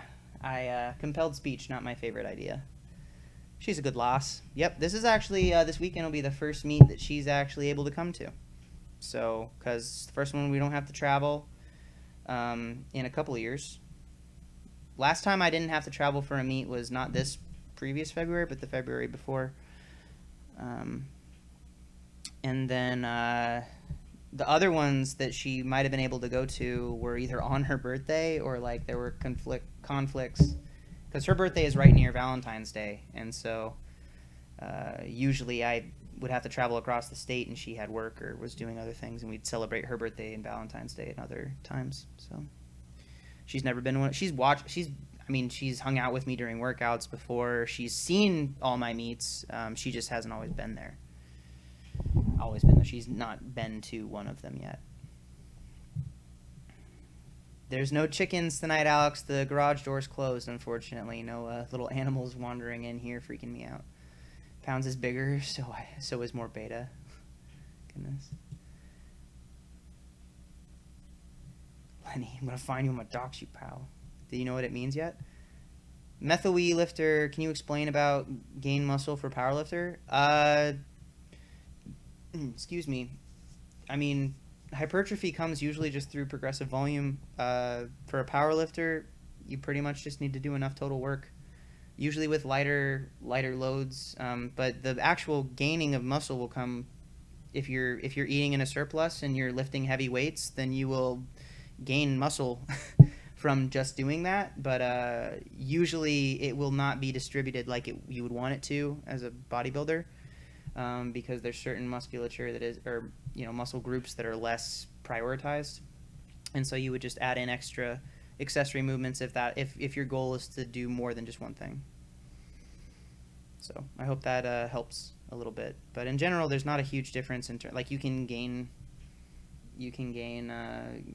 muscle while just powerlifting, but if you want to do it more effectively, then probably train like a bodybuilder to gain muscle. Gokans, do you think you'll compete as a Masters one day? Oh, definitely. I mean, assuming that I'm like physically able to, I will definitely compete as a Masters. I'll compete until I can't compete anymore. Because I've been doing this long enough. Let's just go for it, right? Because this is not just it's not just lifting weights for me. I think we've talked about this before. It's this is how I've centered my life around the process of strength training as like the centering force of setting goals, chasing them, reaching for them, and trying to do things like that.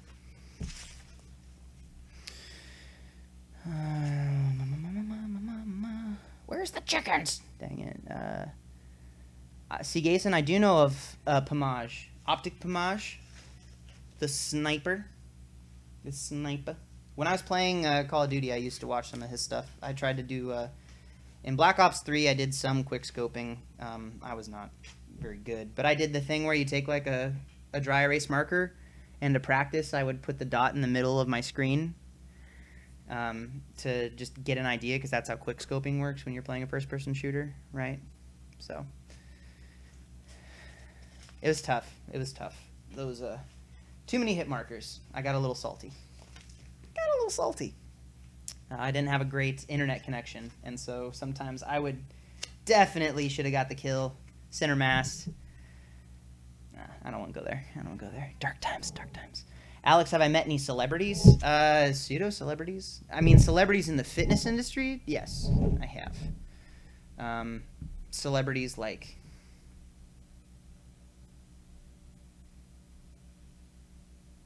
Who else? Like movie stars? Maybe? Probably not. I'd love to meet Faker. That's like Faker and Wolf from SKT. Wolf is probably my favorite pro because he's a player. And last year's MSI, he got a selfie with Shocks, and it was the most adorable and awkward thing ever. And then Faker's the greatest League of Legends player of all time. I'd love to meet him, shake his hand. Have I met a celery? Goodness. All right, J Cream, I'll be right back with that one after this set. Thank you for the positive feels, Alex. We're gonna get this 2 more doubles left, I think.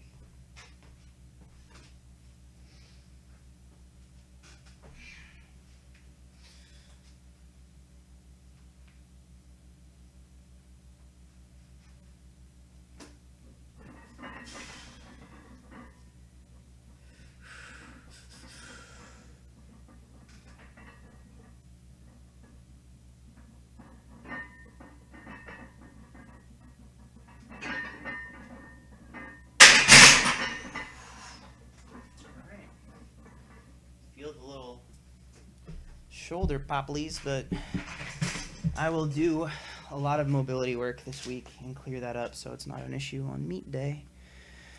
All right.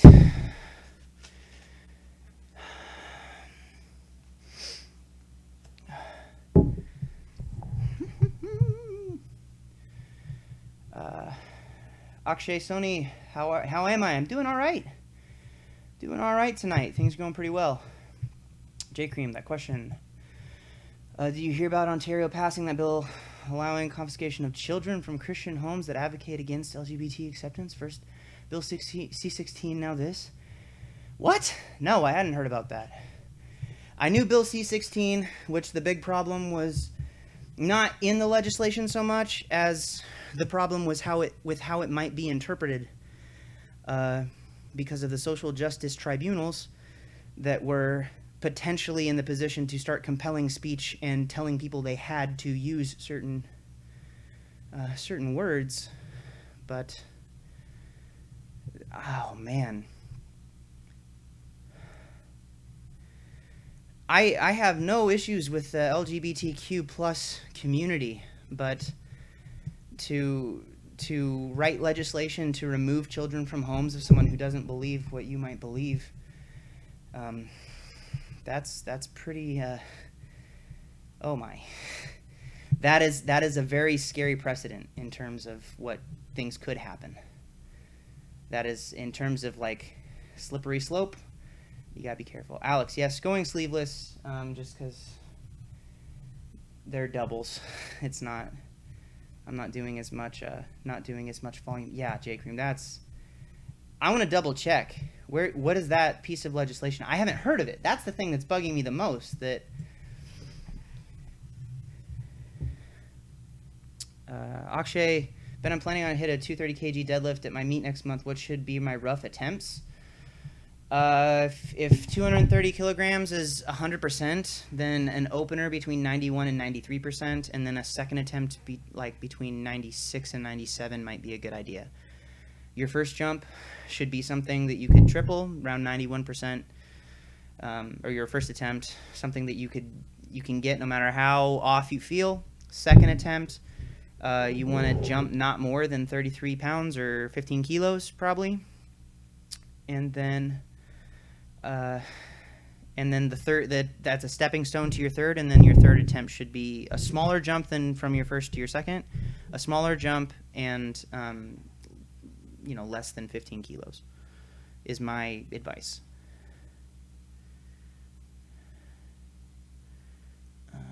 We're discussing if that's true. The bills are remove children from homes all the time. Lenny, you trolley. Hey, Ooty Booty, hello, welcome back. Hey, Benny Baby, hello, sir. Welcome. Just Googled it. It seems to be a hot topic. Yeah, I guess I thought I was staying engaged, but there's so much America going on that I haven't been keeping up on my Canadian politics, but dang.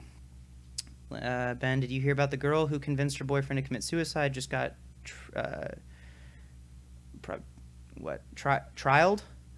tried? I'm going to assume that's the phone autocorrect, my friend. Guilty for manslaughter. Yeah, no, I saw that case.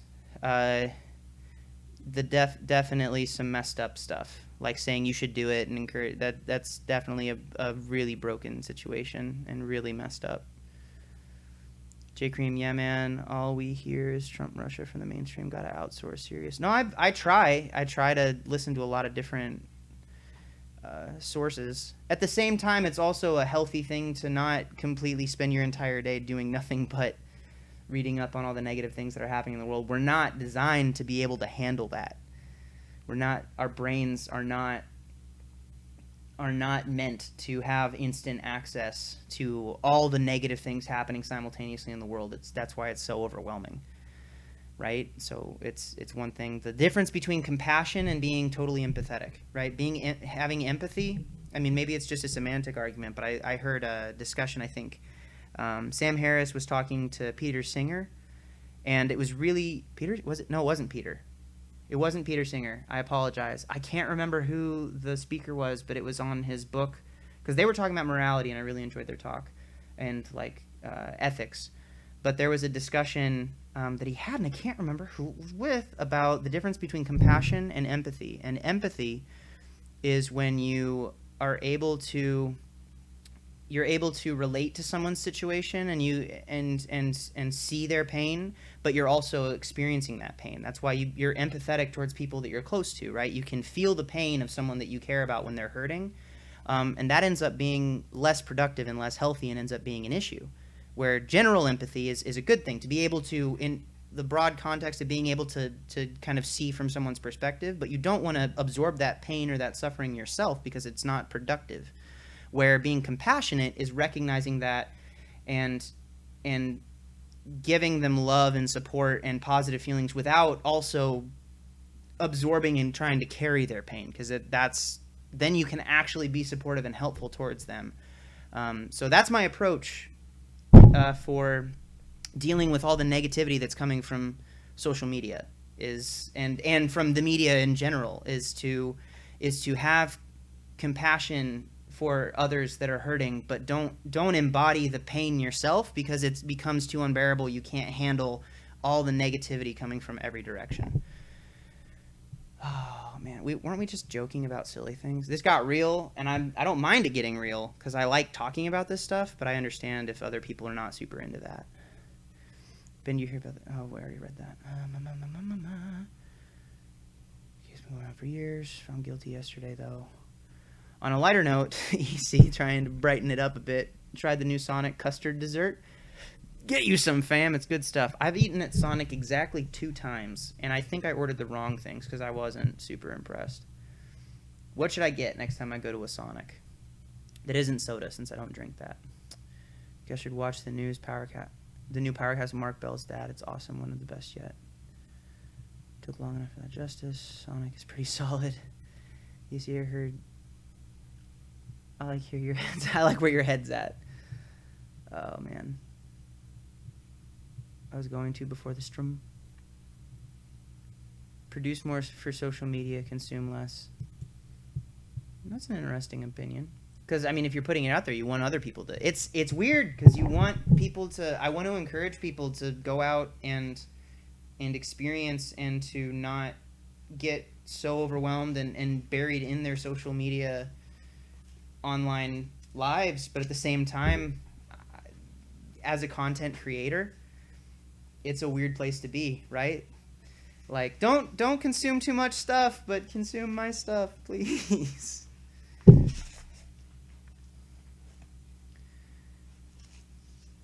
No, I know about Mark's dad, yeah. I might check that out. Might check in with Marky Mark and that funky bunch. C. Gason, what's my best cue to engage the legs more on the conventional deadlift? Put your hips in the right spot. A lot of the times, if your hips are wrong, and they shoot back right away, then it just loads the lower back and you're not having a chance. Maybe don't let your shins move. Don't let your shins shift once you set them in the right spot, get in a good position, and then push-pull, kind of an idea. Maybe. I don't do a whole lot. I mean, I only conventional deadlift once a week, and it's relatively new to this block.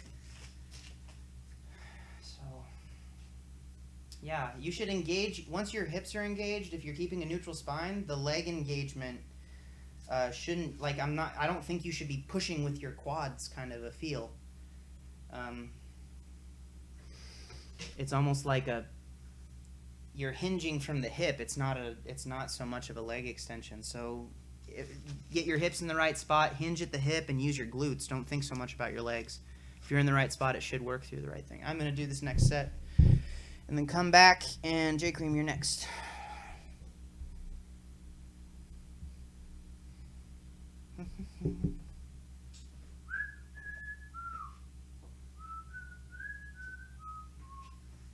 Last double and then 2 singles at the same weight, so.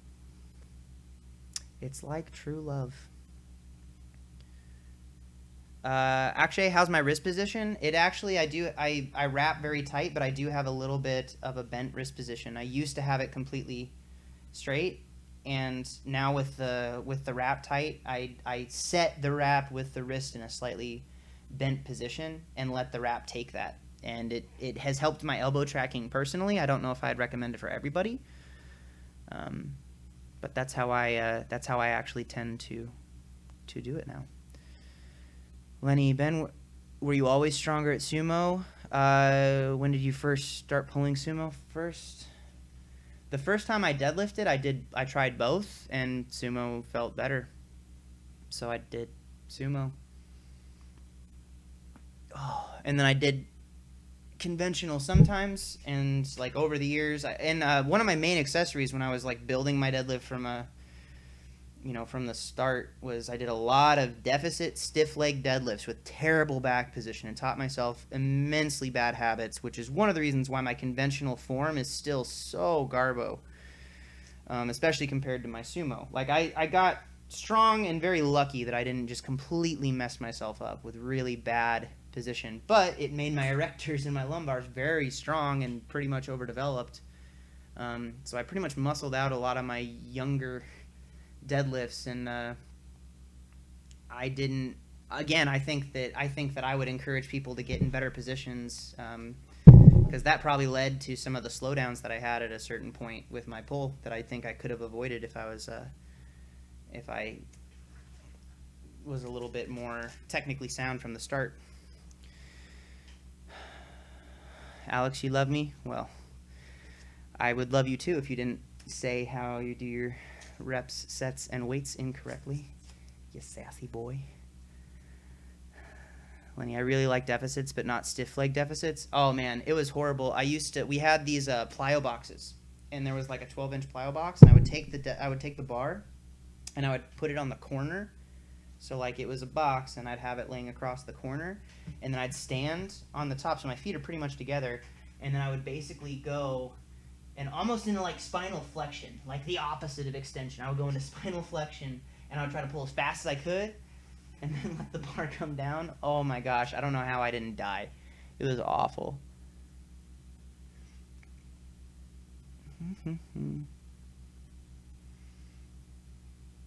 Either do stiff legs or deficits. I don't do any of them anymore. I do pause deads because that's the real truth.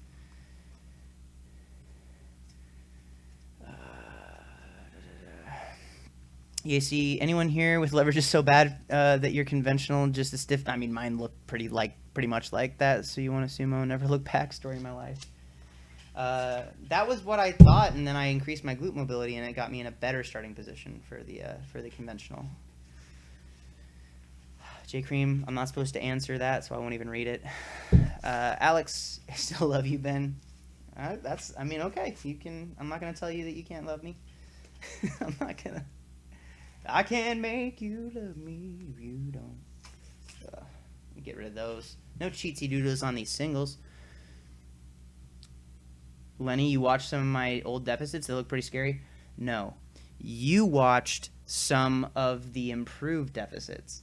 If you saw OG, because I didn't used to videotape those. If you saw OG stiff leg deads off of those plyo boxes, you would.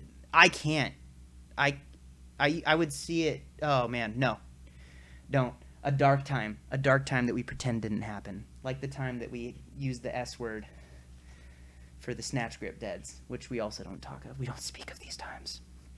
J Cream, how do you do Romanian deadlifts? I don't. I've watched some tutorials. I still can't feel the hamstring stretch when doing them. Think of letting your hip pop back. So like with a Romanian, if I'm up here, instead of like leaning forward, have the hips kick back, keeping your neutral spine, and keep the bar close to your shins, and then that should cause that stretch. And then so it's not this. It's kicking them back like that. You'll feel that in the hamstrings and the glutes. That should get that engagement the way you're talking about.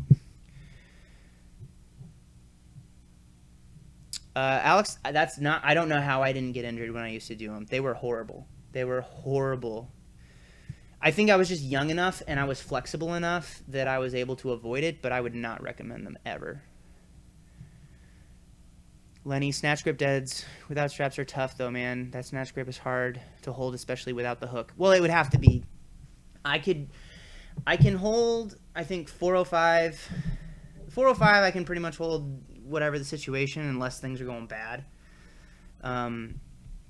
But the snatch grip, man, the S words were used for 500 on that. See, Gason, what would you say is a good ratio between stiff leg and conventional? Can you get in a good conventional position without having to stiff leg it? Because that would be what I would do, unless you're talking about as a... Sean, always have to strap for... Don't say that word, Sean. We don't use the S word here. We don't use that word for snatch grip, or it's a waste. Oh, I actually got something I want to show you guys. Something I totally forgot that I owned that people ask about if I ever had like a crusher for grip strength. And I didn't remember this thing. But...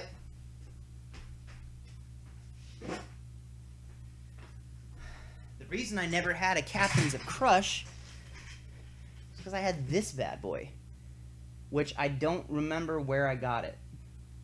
But these springs are adjustable. You like take this out and you can move the springs up or down. And it's basically an adjustable crusher. That will get you some grip strength right there. So whatever this thing is, what's this? It is an Ivanko. An Ivanko crusher. Good Lord, right? I forgot that I had this thing. And it's funny because I had my dad tried it. My dad grabbed it and he tried to close it and he went like this and couldn't with this. Let me see how crazy can we get with this bad boy? I don't think this is gonna go well because I haven't trained. I think this is about as high as I can set the tension. So maybe it's not that bad if I like close it easily, but I have a feeling I'm not going to. Holy biscuits. All right, here we go. Oh, do you hear those pops? Not quite. Not quite. Left isn't gonna go. You can hear the pops in my hands. It's pulling my bones apart. Oh my gosh. What if we do both hands? Almost. Jeepers, crime and Nitley. That is that. If you're ever gonna get a Captain's of Crush, don't. Get this bad boy instead. Wrist straps help with grip. You know, that's probably it. That I probably should take those off just because that's not helping at all, actually. Ugh. I wonder what... So since I found this again, because I haven't used it in a long time, I might end up bringing it out for some self-torture. See how that works. In before I don't need to hook grip anymore. But one of the things I remember liking about it, so I could take one of these out. Like I could take one of the springs out, but I won't. Oh, that's... You could use the other way. Work on that thumb strength. Huh? It's pulling my bones apart. Did you guys hear the pops? He's going to ruin his bench. Oh, that's a good point. They're singles. It's fine. Let's just do this. Hello, Mehar. Hello, welcome. You came to the weird part of the stream. Oh, man. Alex found it. Ivanko Super Gripper on Amazon. Who did you hurt? Oh, my gosh. When we used the ball buster before he benches, but won't even curl 135. Oh my gosh. Clearly I did. Yeah, I'm sorry. I'm sorry. This was such a good strum so far. Yeah, well, we'll get into these singles here. We'll get into the singles. But I just wanted to show you guys that because people are always asking where the grip strength comes from with the whole hatred of the S word. And so I think that I don't remember when I got that, but I remember getting real excited about like wanting to just have a super strong grip. That was probably before the whole squeezing tennis balls and squeezing lacrosse balls thing. Oh yeah. All right, let's see if I unrack it and my hands just start wiggling, then mistakes were made. So get ready to call the popo. We're gonna try and pause these a little longer since we've already done 5 doubles at the same weight. So I feel pretty confident with the weight. So we'll maybe do a longer pause. Call this Canadian powerlifting pause because the judges up there have a tendency to camp you at the bottom. Solid stream, perfect 5 out of 7. Good job, Lenny. So many memes. So many memes. Sorry if we scared you off already, Mehar. It's getting a little late. The stream's kind of winding down a bit. It's getting a little to that weird portion. Part plus portion is part. Oh, man. I'll judge that.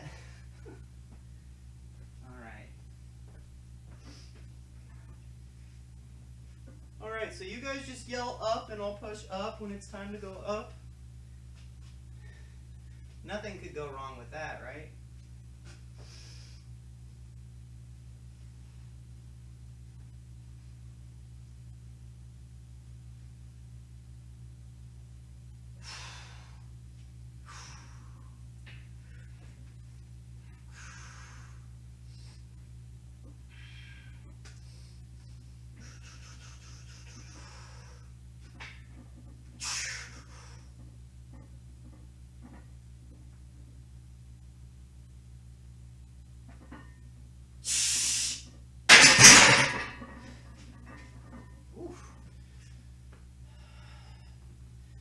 I don't know if that was quite Canadian.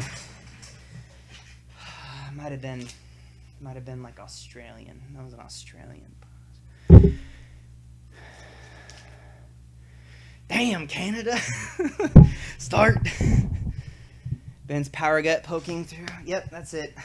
I don't want to. Kind of a short pause. Mehar with the truth. Well, I'm not lifting equipped, Mehar, okay? Getting down there is a little tough sometimes. Mehar coming in clutch. I know you're the CPU judge, Mehar, so could be good pause. I did miss the rat command. Hey. Well, you guys didn't say it loud enough. I'd ask the jury. Jury, excuse me. The rat command was not clear. I'm a lean 98. Trying to fight him. Trying to fight. I don't know how long that pause was, actually. If they make me pause that long, I'll be fine for my opener and my second. Ben is not, I'm not 200 pounds. It's like 220-ish. Between 218 and 222, probably. It was long. Come on, Mehar, you don't have to say that just because you're being nice. You can be honest. You can be brutally honest here. We're all friends. Even Lenny. Like 3 seconds legit. Well, I'm glad because I counted to like 6. Lenny just comes here for the memes. Where did I have these set? It was at a good spot.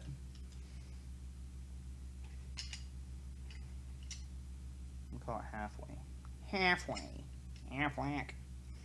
Look legit? Okay. Well, good, Mehar, because that's going to be... We've done my opener for 5 doubles, and now a single with a long pause. So, going to continue that with one more single. You missed the fun part with the deads, where I did all of my working sets in like 7 minutes, and it took me 40 minutes to warm up to do just all my sets at once. Breaking out the gripper. Benzoline 400 with striations. Yeah, you should see my power gut, though. that feel about right? No, it's not in the groove. You off his groove, beware the groove. I'm scared if Mayor's gonna judge the Fall Classic 10 count pause. Yeah, well, I just want to make sure that I don't leave anything in doubt on Saturday. Bubble gut. Oh gosh, that's hard to do.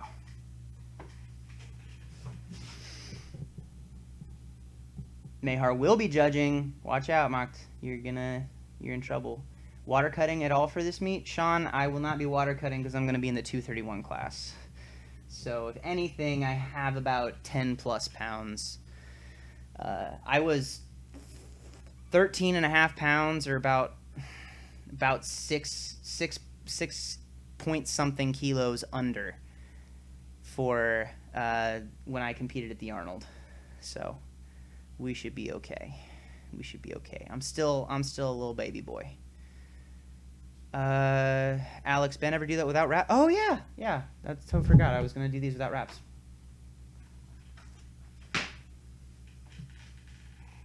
We'll do the last single without them. And if my hands and wrists fall apart, then it's your fault. So it's fine. I used to do this all the time. I used to do take all my openers a little while. Mahar, how come I'm not filling up to 231? I am. It just takes me a while. We've been working on it since October, and I'm just trying to not like. I don't mind taking my time to get up there. So that's what's up.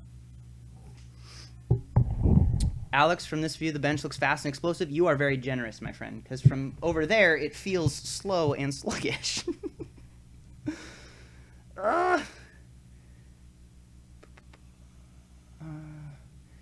You see, it's all about me. Everyone else in the kingdoms seems to get it except for you.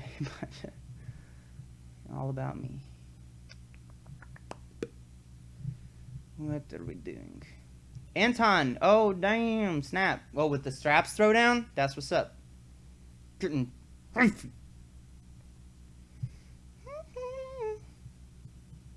baby. It's not going to be a PR. You hear me make sense, Mahar? Goals for the meet?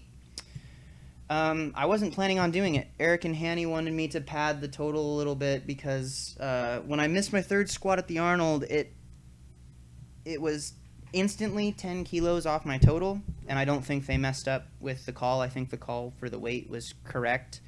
I botched the execution, but when that happened, I tweaked my elbow a little bit.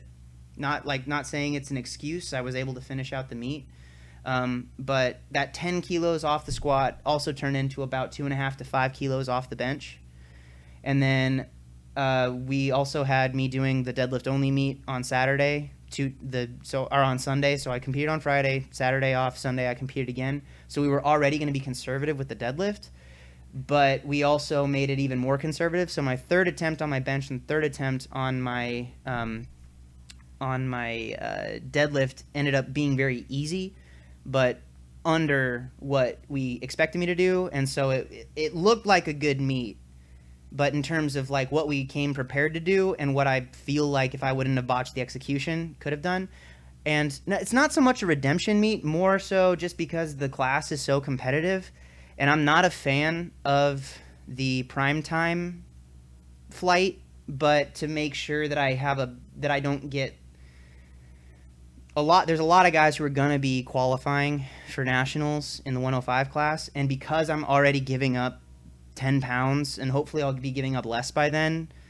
I'm already giving up a lot of an advantage, and we don't want me to get out qualified so I get bumped out of the primetime spots, and there's no guarantee of how many spots there will be, so just kind of for safety of like trying to not lose that competitive advantage, which I'm less concerned about, but I want to give Eric and Hanny as much of a coaching advantage to make the best calls so that I can be as competitive. Because I'm competing against me, but I want them to feel like they don't have to call the whole meet before, without being able to interact with the other top lifters and what they're doing. So, EAC Emperor's New Group, that definitely was the reference, yeah. See, Gason, do you have tips for faster reading? Practice. Read a lot. Read a lot, and then quiz yourself on how much you actually got from it, so you're not just grazing through the words. Yeah, prime time's kind of annoying for lifters. I see the benefit for viewers. Oh, I get it. I think it's great that the top lifters, if you're like in the top, 5, then the competitive, like, it would make sense you'd be in that flight anyway. But in terms of, because of how it's segmented away, if all of the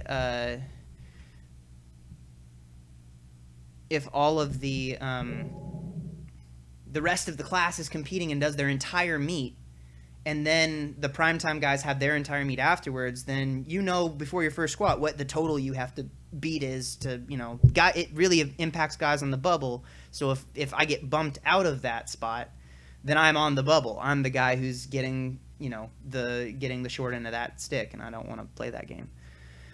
Alex, do you still sometimes feel your old shoulder injury? Oh yeah, all the time. Anytime I'm surprised if you're not seeing it here, that there's usually a little bit of an imbalance in my lockouts.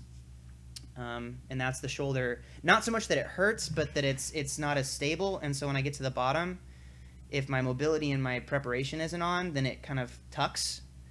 And that's a big thing that happens. Mayher, now the real question is, when are you coming to Vienna? I saw you visit Surrey once before. My best friend Adam and his wife Christina and their little babies, AJ and now Leah, live in Surrey because Adam played for the BC Lions, and I used to go up there and visit. But he got signed to the New Orleans Saints, so he just got back. He's up in Canada now. Yesterday, he flew back after the OTAs. But if he finishes out the training camp and is down there, then my main reason to my main excuse to travel up to Canada, I'd have to come up and visit with some people. So I don't know, maybe if we had some powerlifting stuff, I'm not opposed to it. I have the enhanced driver's license so that I can go across the border more smoothly. But I was hecka cheesed off. Lenny, I was hecka cheesed off. He's got one set of 1 reps. There, you happy, Lenny? Goodness gracious. I'm gonna fight everybody. It was over your question, but you went to go put in your crock pot chicken. Get Coach B and I'll show you around. You may have good enough reasons. No, I would like to come up and do. When I was talking to Bryce when he came up and visited, he was recommending that I just reach out to some gyms and talk about doing seminar type stuff and meetups and seeing if I could basically, because I don't care about doing that stuff to make money, but if I could balance out the travel so that it just takes care of so I'm not losing money on the trip, I would be great with breaking even on a situation like that and coming up and hanging out with some of that stuff. Enhanced driver's license stand. It just basically has it so I don't have to always truck my passport with me. So I can just go up to the border and hand them that instead. So that's the biggest thing they are. If I could do it and break even, I'd gladly do it. You thought I was natural. Not my driver's license, it's unnatural. All right, we're going to do a silly thing. Yeah, Mayhar, I'd be interested in doing some stuff like that. Plus, I love working with people in person. I love coaching people online, but I feel like I'm really pretty effective at helping people with cues and fixing positional errors. I'm a better coach than I am a lifter, I feel, unfortunately. I'd like to be good at both. That would be great. Oh, okay, that was a nice little neck release. Mock will buy me dinner. Well, there we go. Alex, you go to a seminar from... Well, we're talking about something up in Canada. Josiah? I don't need to go to bed. Not yet. I have a half hour before bedtime. Hello, sir. How are you? Are you good? Do the last set with no hands. We're going to try, Lenny. We're going to try. No hands. No hand bench press. Sounds good, Mayhar. Please do this. Akshay, what do you do for sumo deadlift mobility? Check out the glute and hip mobility video that I have. It's in the Benrice, the coaching tips video. Go to the channel. homepage. Check out the playlist, Ben Rice Tips and Tricks, or Coaching Tips playlist. Check out the one that is... check out the one that's about glute and hip mobility. That one helps a lot. And then check out, if you want to, the video that I have posted on my channel called Sacrifice to Win. And it shows an example of one of my post-session mobility sessions. Because I do that, because I have to, because I'm old feeling. And all kind of creaky. So it's just basically me rolling out and showing kind of the tissue work that I do after most sessions. Sessions like this, it's a little late probably to do, so I'll probably do it tomorrow. Who knows? Sean, rewatching the 93-105 Master 1 class, man. This guy just grips and rips his conventional deadlift. I know some people who really do that. I like to make sure that I'm set up. Gerbro, you're coming to a seminar in Canada? I don't know, but I'm not opposed to the idea. I'd like to do some of that kind of stuff. Bryce thought it would be a good idea to kind of reach out and try to, do that kind of a thing. Who knows? Maybe I'd meet up with my friend Zach McCarley, do kind of a joint sort of thing. Go around with him. He's one of the best. He's the best lightweight strongman to ever compete in the sport. I'll straight up say it. That'd be a fun time. So I've been great, man. Hope you are too. I'm doing pretty good. Mocked, was going to tear his bicep. Same guy. He missed his last 2 attempts. Just grabbed it and pulled wildly. Juniors are starting, FYI. Oh, my gosh. Scared cat deadlift. John Hack does a super fast grip and rip. I mean, the problem with grip and rip for most people is that they don't, they lose some repeatability. That's the thing. Like, if you're able to just do it and always be in the right position, then you should be fine. Go lift bank. Yeah, I know. It was a hecka wrist period. And we're doing this one without the wraps. This is called Chaos Opener, boys. Chaos Opener. Tighten this bad boy up a bit, shall we? Get it up in there. All right. I just had existential crisis that I might have had the bar misloaded the entire time. Luckily, I was. That's right. It's right. 100% raw. Yep. Well, I'm wearing underpants, so I mean, technically not. Okay.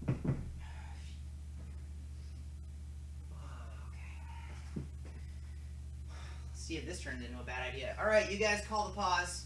Mayhar, looking at you. I'll try to hold for the rack command this time too. So start, press, rack.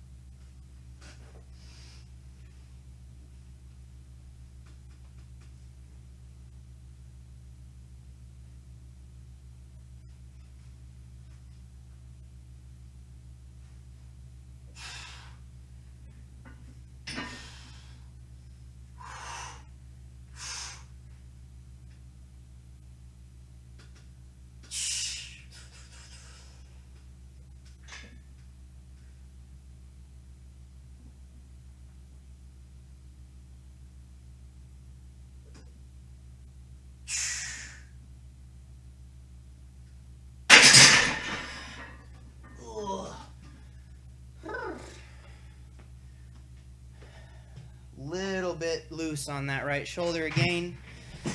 Start. Press. Oh man. Oh shirt. Thought video froze. It pretty much did. Time froze. It stood still. We cried.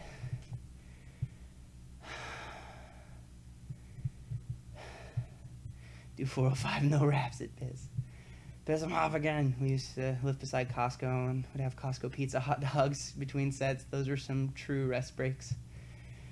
Oh, goodness. So, Gason, would you rather be a power builder or a body lifter? Why not both? Brack. Jump press command, 3 red lights. Feels bad, man. Feels bad. Someday we'll get it. Tucking in your shirt. Thought this was raw lifting. What do you think about undulated periodization training? Undulated just means that you're doing different things at different times. Like you're shifting, you're undulating the reps, the sets, reps, and intensities. So most periodized training is undulating. If you're talking about daily undulating periodization, it's just a condensed version of that.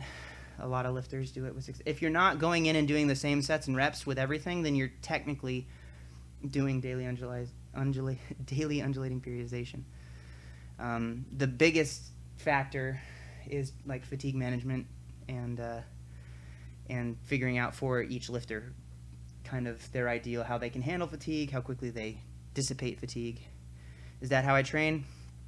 I would say my training tends to reflect that style, kind of.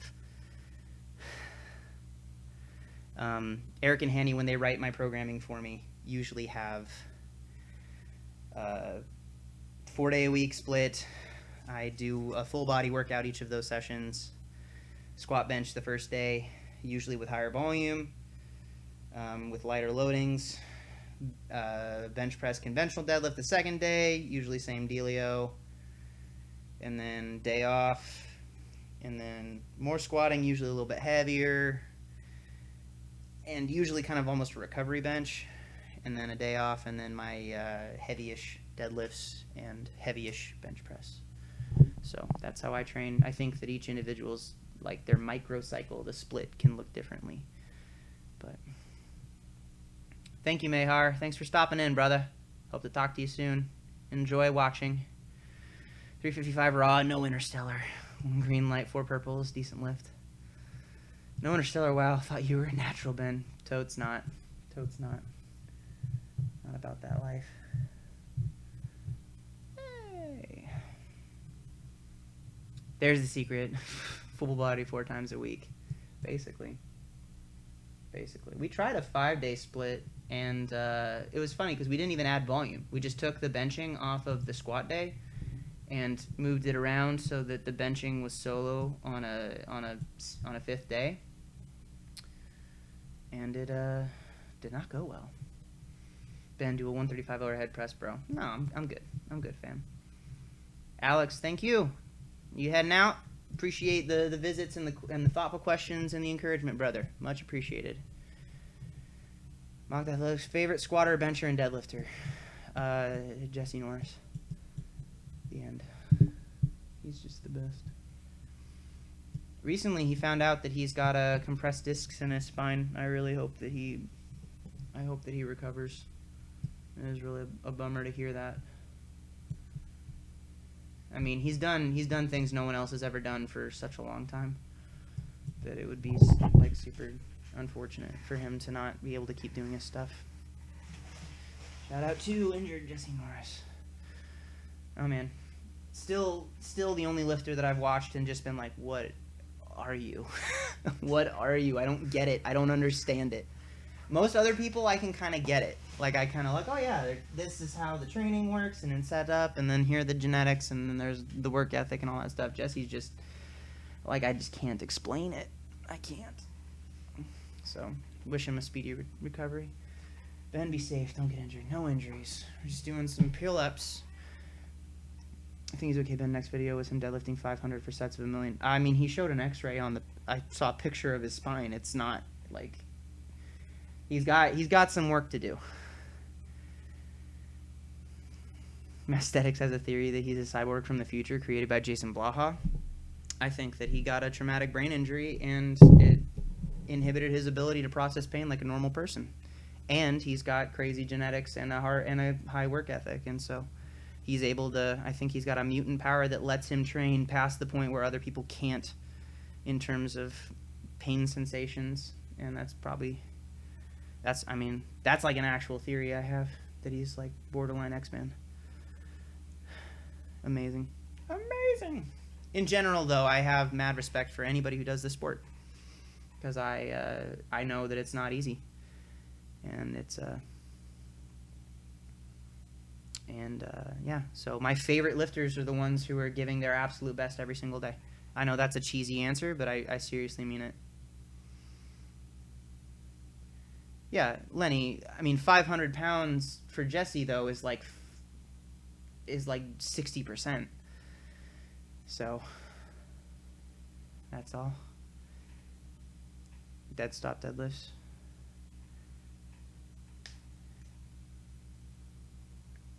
I think the X-ray was necessarily just an injury. It was. I mean, dude, it was. He made a post talking about his injury. He said it's not going to stop him, and I admire and respect that, and I want to see him do awesome in the future.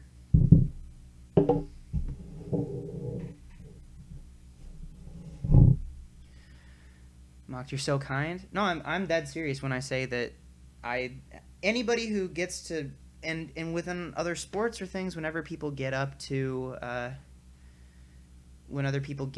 highest level of competition, or just when they get to the point where they're progressing past their own comfort level.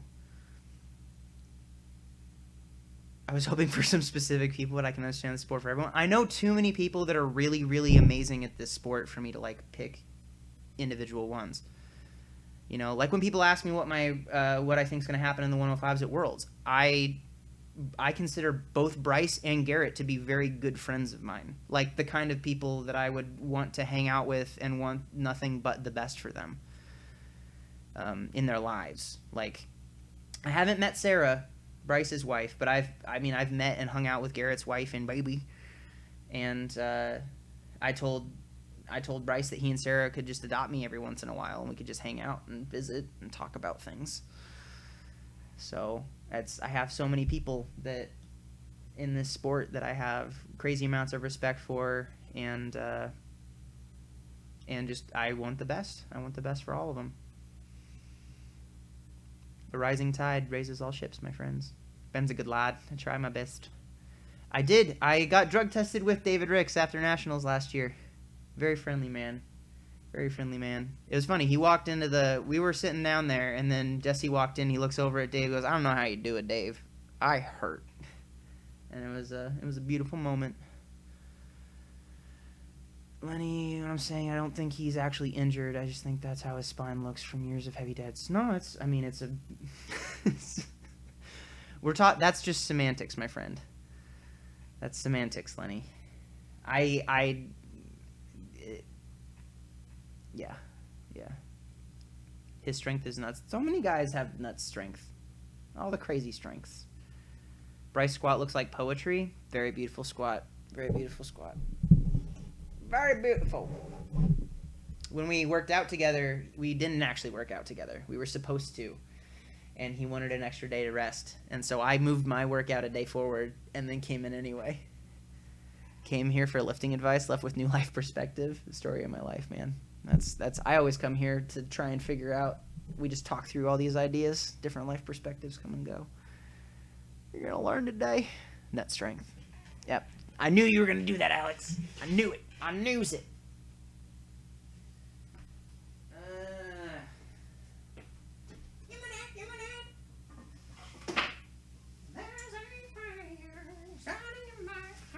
Oh, goodness. What do you guys think of that, huh? That upper body only weight vest. Love you guys. Thank you so much for the sweet words. Slingshot. I have no idea how much this thing actually weighs. What the hell is that? It's a weight vest. But it's like, you can't run with it because it's all bouncy. Real elasticy and such. But we got pull-ups. Pull-ups and ab rollouts.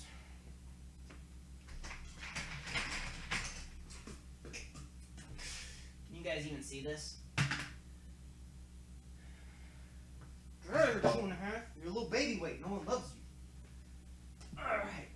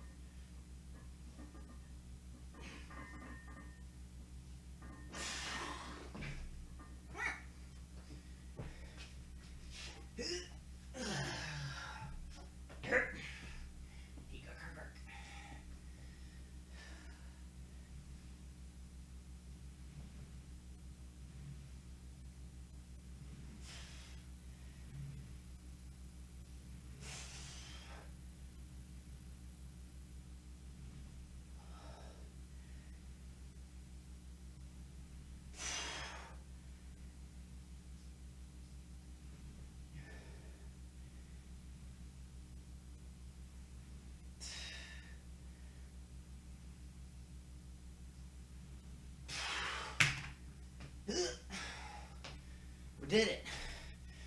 I did it. All done. I'm just kidding. I'll do more of those, but I don't know if I want to do any more on stream. This is so awkward.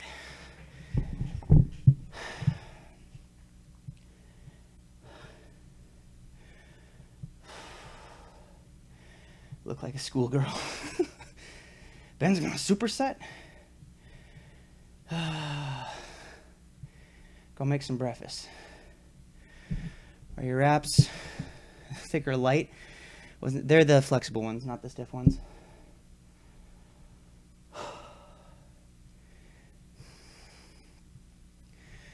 J-Cream Canberra with Asian training at the goodness gracious. How tall? Aware? How tall who is? Me? Almost 5'10". About 5'10". I think we decided 5'9", 10.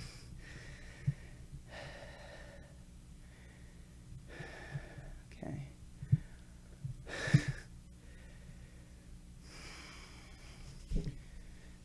So that's where you get those African spices. Back to the full circle, kids. Full circle on the African spices that no one understands. My spine would break if I went that low. Ab rolling, make sure that you keep it engaged. Don't go into full extension. Not a weight vest. It's the first piece of his Halo cosplay. You guys got me. You got me, fam. Gonna roll up the Fall Classic looking like an SBD advertisement. I wish. I would advertise for SBD. Hit me up, Ben. Hit me up. If you see this. A7's. I wouldn't be mad if A7 threw some stuff. Throwing a slingshot, lad. I got one back there. Hashtag sellout. Slingshot. SBD. Titan. Anderson powerlifting. A7. Is it selling out to get paid for what you do for a living? Is that what it is?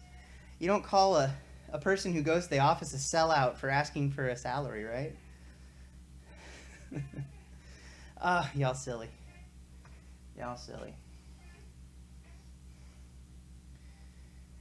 Mock, you'll send me stuff. Thanks, bro. Smart pumping. Smart pumping. Hey, Ben, just wanted to ask you, think ab accessories after lower body days in general? I think my core is weakest in squats and deadlifts. Yes, I tend to do them quite a bit. I do my ab wheel rollouts and hanging leg raises. Check out the coaching tips video I made on the channel and the playlist for the coaching tips. First one I made is about core training for powerlifters, and I think it can answer some of the questions for you. Wear a slingshot and do pull-ups, the ultimate resistance. Love and cookies. Hinson Lee, what do I think of wide stance squat with a high bar position? That sounds very multiply. I'm not even being like rude. That's pretty much what multiply squats ended up being. Super wide position, and the bar had to be set high, because if they had any kind of forward lean, then the 1,300 pounds is going to make you somersault right in the bad way. So I've seen it done, but usually those people have a lot of equipment protecting their hips. It asks a lot of flexibility from the hips because you aren't gaining any of that. It's tough. It sounds tough, but it's doable. I wouldn't say I would classify it as optimal for a lot of things. You guys are gonna get me to do something stupid on here. I know I'm gonna go get the slingshot, and I'm gonna, because now I'm curious what it would actually do, and that's a bad place to be with you guys. Is curious. Caleb, hey Ben, long-time subscriber and long-time watcher. Thank you. Do I have any advice for a 160-pound 6'1" guy getting into deadlifts? It's been a while. How can I ease my way back into them? Not even being dismissive or anything. Start light. Start light. Focus on positions, and work on that. Work on your glute and hip mobility so that you can get into an ideal position. At that height, you might actually benefit more from. It's hard to say without knowing what your dimensions are. But don't be afraid to start light. And if you don't have the mobility to get into a good position, don't be afraid to start with a shorter range of motion, like off of blocks. And as you build the mobility and positioning integrity, let the bar get closer and closer to the ground as you go, from session to session, while you build the stability in that mobility. So that would be my advice. But don't be in a rush. Take your time. Light weights. Focus on positioning. Once you have those positioning, boom. Slingshot pull-ups, super training. Should have a video of that. Ben superset with a pizza. You silly boys. Someone write fan fiction about Ben betraying his convictions for one night stand with a pizza. My convictions. Oh, the night. That one fateful night. My friend Darrington's like obsessed with pineapple on pizza. And since I don't eat pizza in general, we've never had to have that conversation. I was never against it. But I wasn't the guy who was seeking it out, right? Like, I was a pepperoni stuffed crust kind of fella. And straps. I think for this one we're going to go, because my shoulder's getting, like I said, having a little bit of issues with the shoulder. So I think we're going to go to chins to kind of get that lat a little more involved and get a little bit less going on up in here. That didn't even make sense. My range of motion is going to be a little reduced on these, I guess I'm saying. So that's intentional. Ben, try the slingshot pizza. Hansung, thank you, Ben. For deadlifts, I have long arms, long legs, a short torso would be the most optimal stance. Try both, my friend. Try both. Try both, start light, whichever one feels more natural and you can get into a better position where you're not rounding at the spine, and then maybe pursue that one a little bit more. And then once you develop some, competence and confidence in that, don't be afraid down the road to try the other one and see if some of that increased strength transfers over. The two tend to cover each other's bases really well. So if whatever one you get in a better position for at first, keep working on your mobility, keep working on positioning, and they tend to do all right. Don't worry, Alex. If something hurts, I'm not going to do it. Not a week out, anyway. Try pineapple on pizza once. Essentially, it's so disgusting that it's good. Lenny, what? People who put pineapple on pizza should be in concentration camps. Just say that's not okay, man. Try the slingshot for pull-ups. I'm curious now. No, man. No. We're not actually going to risk doing something silly. After the meet, we're going to have like a week to do silly things. We'll see what happens. Maybe I'll plan a trip back up to Ellensburg and do another like minute meet or something. Just something stupid. When you have plenty of time to recover from the injury that you inflict on yourself.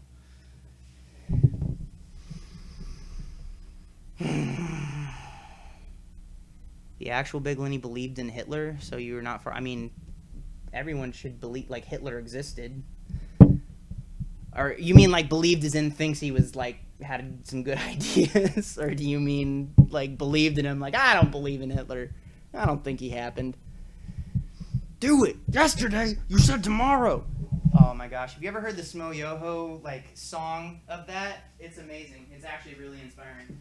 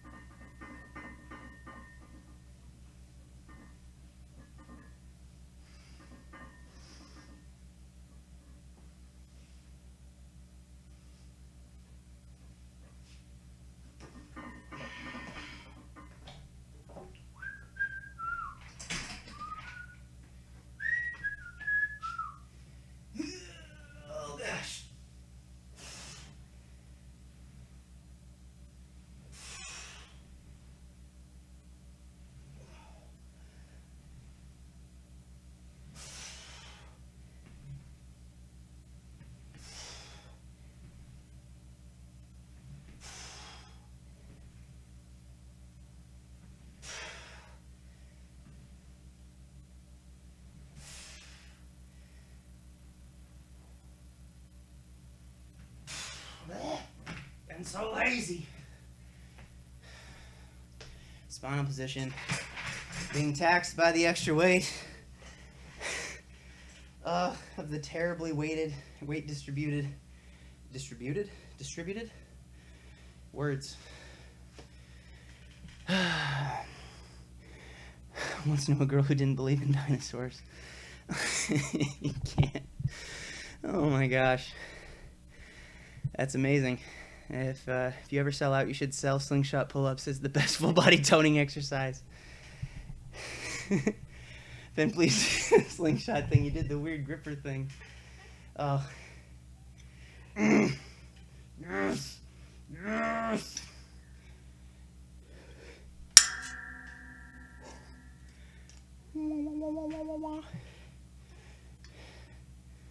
Let me see. Where's the lighting?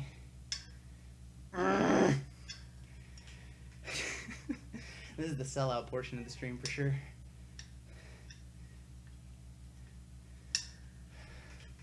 Get that grip in, boys. Oh yeah. Squeeze it.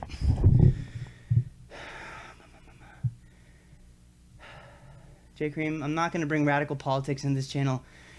Let's just say that was taught in the school system isn't the full truth. Oh boy.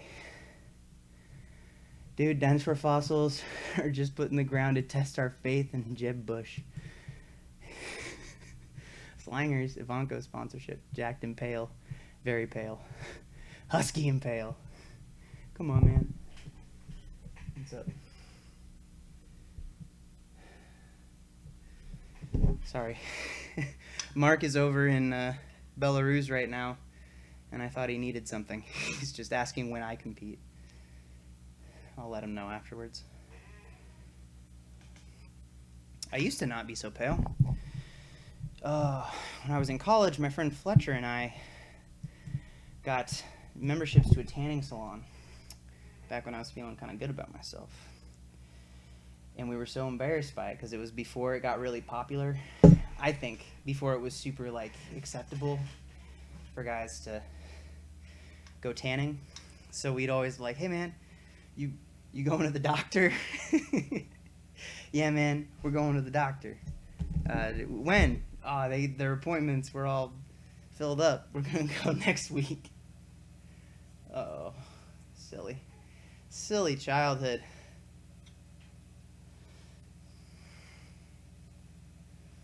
I used to just sit and do this.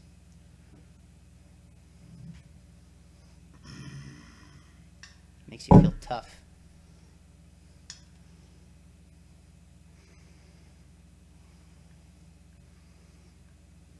Nicholas, how old are you when you started lifting? I started doing sports when I was like 5. I started lifting weights when I was 10. I'm 27 now, so 17 years ago. And I started competing in powerlifting specifically in 2006. Graduated in 08 and been competing for 4 years. 2005, like 2000. Frick, now I don't remember. State championship 2006. So 2005 then probably would have been. No. Yes. Early 2005, late 2006. No, late 2005, early 2006, probably. See, guys, and by the way, how do you avoid swinging when doing pull-ups? It's a slingshot. Serious question though. Control yourself. Control the descent. Don't let yourself swing. Unless you're trying to. Whenever you're doing a movement, you should be in control of the movement, right? And never move faster than you can stay in control. So. Where are we at? Lenny, then ignoring the high demand for slingshot pull-ups. I am not. It's a monkey. I will not do tricks for you. Alex, why am I still awake? It's only 12:30. I used to start workouts this time. This was the time of day I would start. What do we want, people? Apparently nothing, my friend. CB, do I still see Ben Seath? Occasionally. He's in the area. He's been super slammed with work. Been watching a lot of Gary Vaynerchuk videos, so he's been on that money grind. Doing his job as an electrician. I think he's putting in a fence right now, but we still keep in touch. I'm hoping maybe to see him if he's able to come up to the meet. Gosh dang it, Lenny. Lenny with the donation with only the quote, slingshot pull-up. That's such a bad... I don't think you understand how not good of an idea this is. Gene Novi said, good luck on competition. Thank you, sir. I just now remembered that I didn't check back to see what your last email was, my friend. I sent the video, and then I totes did not think to read your response. I'm so sorry. I will do that when I'm done off the stream. Oh, my goodness. Lose the backpack for the slingshot pull-ups. Gosh, you guys are ridiculous. Just scarf down 7 bananas, J Cream. That is intense. Mark Bell would have to feature you for slingshot pull-ups. I would want him to feature me because of something I did that wasn't just a dumb thing. Ben, do you think it's possible to effectively run a program that only requires 1 day a week to lift? I think you can effectively run that program. And if that's all you have available, then you make the most of what your situation is. But at the same time, I think that you would, if you had the opportunity to train more often than that, then you would benefit from more frequency than that. You guys are so ridiculous right now. Yeah, it's okay. Competition, and you'll get time. True. We're going to deadlift with Max Tuning. I have never met or interacted with Max, so probably not anytime soon. Alex, you're the next Tom Finner, Juji Mufu. No, I don't think so. I don't think so. Slingshot pull-ups, Ben. Oh, Mocked Athletics with the donation. You guys want me to kill myself. I don't think it's gonna be, like, interesting. Goodness gracious. Alright, we'll do one. We'll do one. Just because that's... And that'll be the end of the stream, too, because it's, we finished working in, like, not a long time. The workout itself was so short. Slingshot deadlifts, slingshot squats. I could see, like, putting it on your knees for a squat with, like, knee tracking. I could see that being a thing people try if you could fit your legs in it. I don't even know if this thing even still fits me.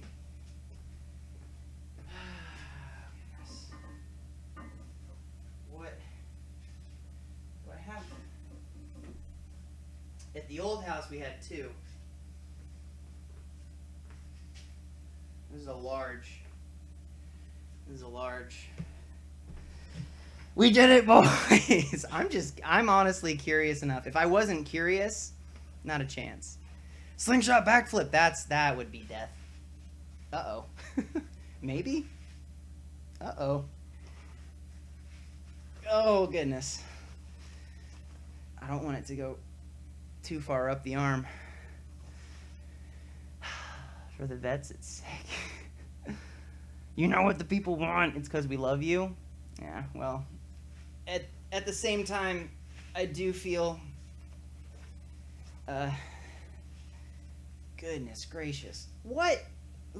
I don't remember this thing being as much of a hassle to get on. Oh, this is it's not gonna work. What am I supposed to, how is this gonna go? Get huge! Too thick! Too thick! Don't get injured. I won't get injured, Seagazens. I honestly think it's not really gonna do any good. Oh no. Mayhar, go away. Don't watch this. Your judging is going to judge so hard. We're getting loopy with it. This is what happens when Ben runs out of his medication and people start throwing money and say, try a slingshot pull up. Yeah, we're still here. We'll pay for the medical bills.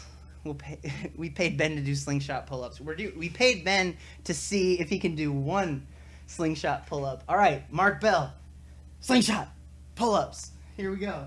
This is such a terrible idea. I can't get a wide grip. Oh goodness.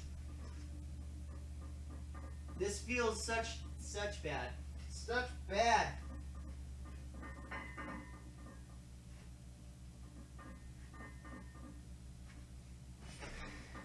It was literally nothing. It was literally didn't do anything.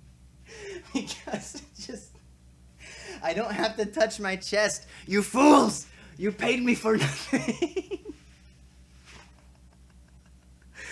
Oh my gosh. That was silly. Y'all a bunch of sillies. That was so pointless. It didn't feel any different. Like, pull it up higher. I'm not gonna. No. I can't get it up higher. Meme that crap, you boys. Ugh. You remember when people used to come here for serious powerlifting content? This moment is bittersweet. That's exactly what would happen, Lenny, if you ever got me to do the 135 curl that you want to see, is I would just do it, and then it would be over, and that would be it. And you would be sad. Muscle ups, I don't have the clearance in here. I don't have the clearance in here to do muscle ups. I can do muscle ups, but I don't have the space, unfortunately. He's too thick. Slingshot pull-ups have carryover squats. Exactly. There you go. That's it. Too big. Too fast. Too furious. Muscle downs. What are you people? Oh, man. I should resurrect the rings. I don't know where they are. I'd have to find them and dig them out, but I used to do a whole bunch of ring work. I used to train upper body like a gymnastic person. That was enough internet for one night. Well, thanks for hopping in, Mayhar. We're going to be finishing off here pretty soon, getting some nap times. Well, now it's a meme, so new meme is always good. That's true, Lenny. That's true. Someone get this to Mark Bell quick. Sponsorship. Nicholas, thoughts on LeVar Ball? The name's super familiar, but I'm spacing right now, man. It is getting a little late, and I'm a little bit out, so. Powercast 206, slingshot pull-ups, Surus. Reverse overhead press for bench press carryovers. I'm thoroughly entertained. This was the best stream thus far. Well, I appreciate that you enjoyed it. I was so going to do the duel. I was going to have it be Twitch and YouTube. I had it all ready to go. And then it just took me... it was taking too long to figure it out. I'm going to use this other service it's going to be a different server, so I'm going to route both those streams to the same server. And then I think it has a join chat for me, so I'll be able to stream on YouTube and on Twitch at the same time. We're going to try that. Yeah, what the heck? I can't even see where the likes are on it. You guys should be liking this, right? We did slingshot pull-ups, guys, and you didn't even like the stream. J-Cream, I had this chubby guy tell me in the gym who couldn't bench 225 point at powerlifters in the gym who were using it, that if he had a slingshot, he could bench 500 serious. No. Even with a slingshot, I can't bench 500. With a slingshot, I can bench 460? Yeah.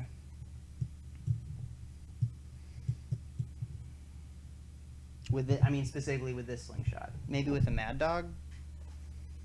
Probably not. You should have let him try. Oh no, that'd be bad for everybody. Oh no, am I glitching? What? What was that?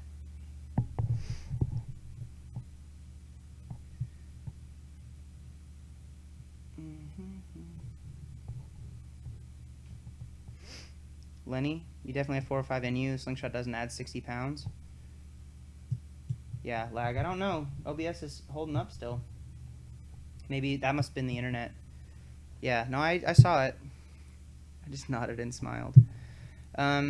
Lenny, I think that I would have the strength. I absolutely believe I have the strength for 405. The problem is the thing that the slingshot fixes is it removes this tuck thing that happens with my bad shoulder. And so that's the problem. Where the slingshot makes it so it's like I'm pressing with healthy pecs and a healthy shoulder pec tie-in, which I don't have. So Alex, did I go tapeless hook grip? No, I just did a quick little 2 rotation tape for. I only did 2 of the pulls hook grip tonight, the 610 and the 645. Nicholas, will I ever clean the garage? It's clean. It's just cluttered. There's a difference. Everything's out of the way, but it's just behind there, and it's all stacked in the only way that I can get everything to fit because the house is full too. So, and I'm not planning on being here for more than like 6 months. So, probably not going to worry about unpacking and organizing everything. It's good now. Use Slingshot once, bench 300 with it. Only added 30 or 40 pounds for me. Yeah, well, I mean, it added more. I know that it added more for me because it fixed this problem that I have. I feel like when I tape hook grip, it adds too much circumference to the thumb to grip properly. You have to definitely make sure that it's tight enough on the inside that it doesn't cause an issue. And sometimes the pressure, like if you squeeze like that, if the tape is too tight all the way around, then it actually adds pressure to the thumb, makes it more uncomfortable. So if your skin can hold up without it, then I don't think you need to tape for it. But slingshotting. Pull up inning. Tore my thumb for the first time yesterday. First set of pause deads. Feels bad, man. Feels bad. That's not a thing you want to happen. And that's why I taped today, just in case. Alex, did I ever break a bone? I had a small break in my foot once, and I broke this collarbone sophomore year? What was it? Either freshman or sophomore year in wrestling. Head and arm came down, landed, and it snapped the clavicle, and it went boop, like that. That wasn't fun. How do pull-ups with a single ply shirt on? That would not be a good idea. Hook grip for life, lol. Lenny, you mad. Lenny's a crazy boy. Alright, guys. Stream's gone 3 hours. My plan was to cut it off at 2 max, so we had some fun with it, and did the thank you guys for the donations and the peer pressure. Much appreciated. Gonna clip that scene and edit it and send it to Mark Bell. Please do it. Oh my goodness. You boys will say hi for me. I do like this when used the correct way and not for pull-ups. That it didn't feel like it did anything, honestly. It just, my elbows didn't track wide, but they don't track wide anyway. So sorry for the peer pressure. No, I was curious too, and I would, if I thought it was genuinely dangerous, I wouldn't have done it. If I thought, like, the idea of the of where Lenny's always trying to get me to do that 135 curl, I wouldn't do it just because. Rajan, would you recommend pulling from a deficit to strengthen your pull? I would recommend pausing. I would recommend pausing because then you're actually still using the same range of motion, the same movement pattern. You're not having to adjust anything like your starting position. And that's what I would recommend. So pausing it right off the ground with a submaximal weight, obviously a very light weight, forcing yourself to hold that perfect position, then working on acceleration. That's what I would recommend. Ben, love you. Stay healthy. Good night, Ben. Sorry for the you guys are fine. Nicholas, any reason for disproportionate lifts? Currently squat 525, bench 205, and deadlift 555 at 155. There's a lot of different reasons. Usually they have to do with technical proficiency in the lifts, or injury, or the way that you've trained, and the distribution of your musculature, and in certain areas of strength and weakness. That's a pretty drastic difference. I wonder if you have really long arms like myself. But in those circumstances, usually you need to kind of work a lot harder on the lift that's lagging to get it to come up and catch up. So that's how I'd think about it and go about it. Do the best you can with what you got. My name actually Ben from the future. You spelled our name wrong if that's the case, Lenny. In the future, powerlifting is now a contest of who can do more slingshot pull-ups. Yep, and I won the whole time. Every one of them. Every one of them. No, little bit. Like back when I was like 160 pounds, I used to do like sets of 20 pull-ups all the time. That was just, I would do, every session had like 100 pull-ups in it. I wouldn't recommend all the time. Ben is the new Ben. No, Ben is the new Ben. Ben, love you. Stay healthy. Good luck with the meet. Thank you, guys. I don't have really. I don't even know. Let me check something real quick.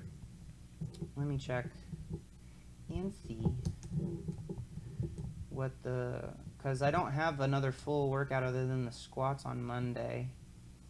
I don't know if we want to. I tend to, again, not really stream my squats. Is that?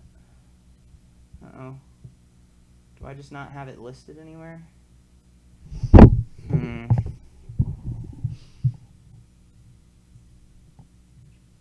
Past tense and present. I'm trying to get you prepared. Oh, goodness. Nicholas, how often do I track the female population? Well, I've got a girlfriend, so I don't pay much attention to that particular stat. I'm very happy with my situation. Let me see. We're pulling up a. You guys can't see what I'm seeing, but we're gonna check out and see what Monday's squats look like. Probably won't even be worth trying to stream it because it'll probably be over too quick. It's been fun. You silly boy. Silly boy, Lenny. Why are you so silly? Oh, I have 3 sessions next week. Holla.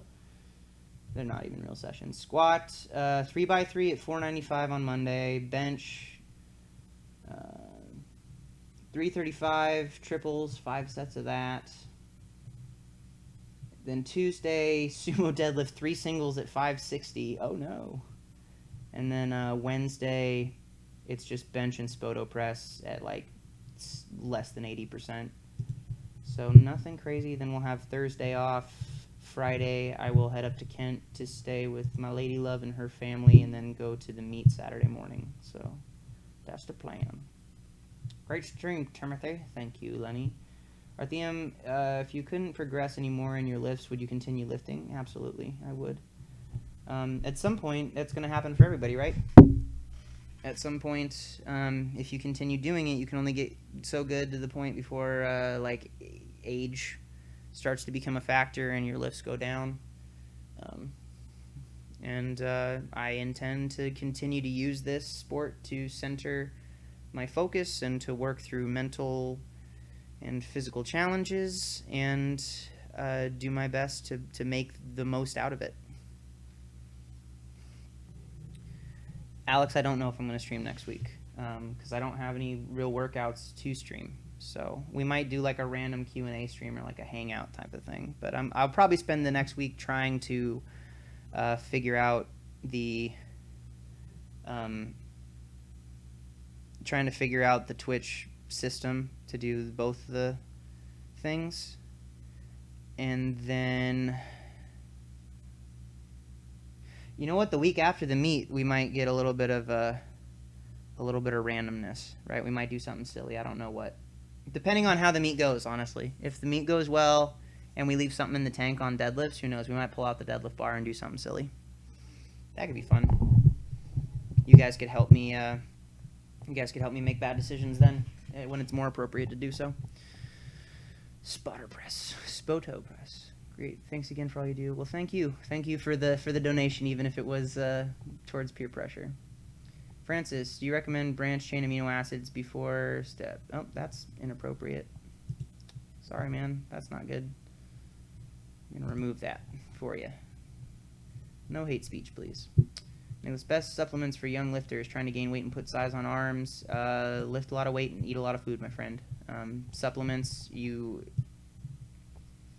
if you have to ask what to take, then don't bother with them. You don't need them. Just focus on getting food in and be in a caloric surplus, work hard, and you will see the muscle pack on, getting your arms bigger. Rajan, would doing strongman movements such as heavy carries help with overall GPP? I've seen a lot of people do it to good effect. J. Green Ben has a girlfriend, but serious, if you can squat above 4 or 5 for reps and go to a commercial gym, it'll attract female attention. I don't know. I think working on your personal skills and making people laugh is more effective of a strategy, or just making someone feel like they're important in the conversation. Make them feel like you are interested in hearing what they want to hear, and try to be interested in hearing what they want to talk about, and show genuine kindness and be a genuine person. I think that works more than lifting weights. Real talk. Don't red pill us, Lenny. It was great, man. Thanks and good luck. Thank you, guys. Big Wing made true seriously, but personal info evidence says otherwise. All right. Yeah, so I don't know what we're going to do next week, because I don't think any of the workouts themselves will be stream-worthy. Nicholas, how often did I party in college? I didn't, man. Never had a drink in my life, 27 years old. I attended a couple parties, but I was not interested in that scene. I was an RA for 4 years, too, so that wouldn't have been good. I had a lot of great times. I had a lot of great times in college. I just didn't have them.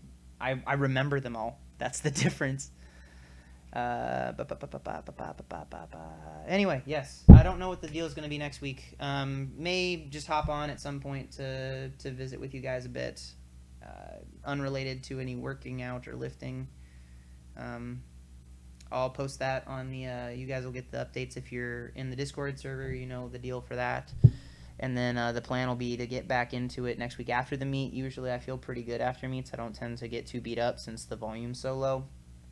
And we'll see how things go. So we'll meet up for sure after the meet next Saturday. And yeah, get back into regular training. I'm sure Harry and Eric are super excited to kill me with all the volume. And we'll see how that goes. Yeah, we might do just a non-lifting, like just a chill hangout stream if you guys are up for hopping in and hanging out and talking about silly things. Or serious things. I like all of it. So anyway, good night to all of you. Or good morning. You guys know that I'm terrible at this whole sign-off thing. But thanks for hanging out. Thank you to Udi Puti, Big Lenny Jr., and Mocked Athletics for the generous donations. You guys are awesome. And we'll meet up again next week. So, love you all. Have a good night. Do not do silly things. Whoa there, Andreas. Sorry, bro. We're about to sign off. I know you probably just woke up. Hello. Good morning. I'll message you, buddy. I'll message you. All right. Good night, friends. Bye.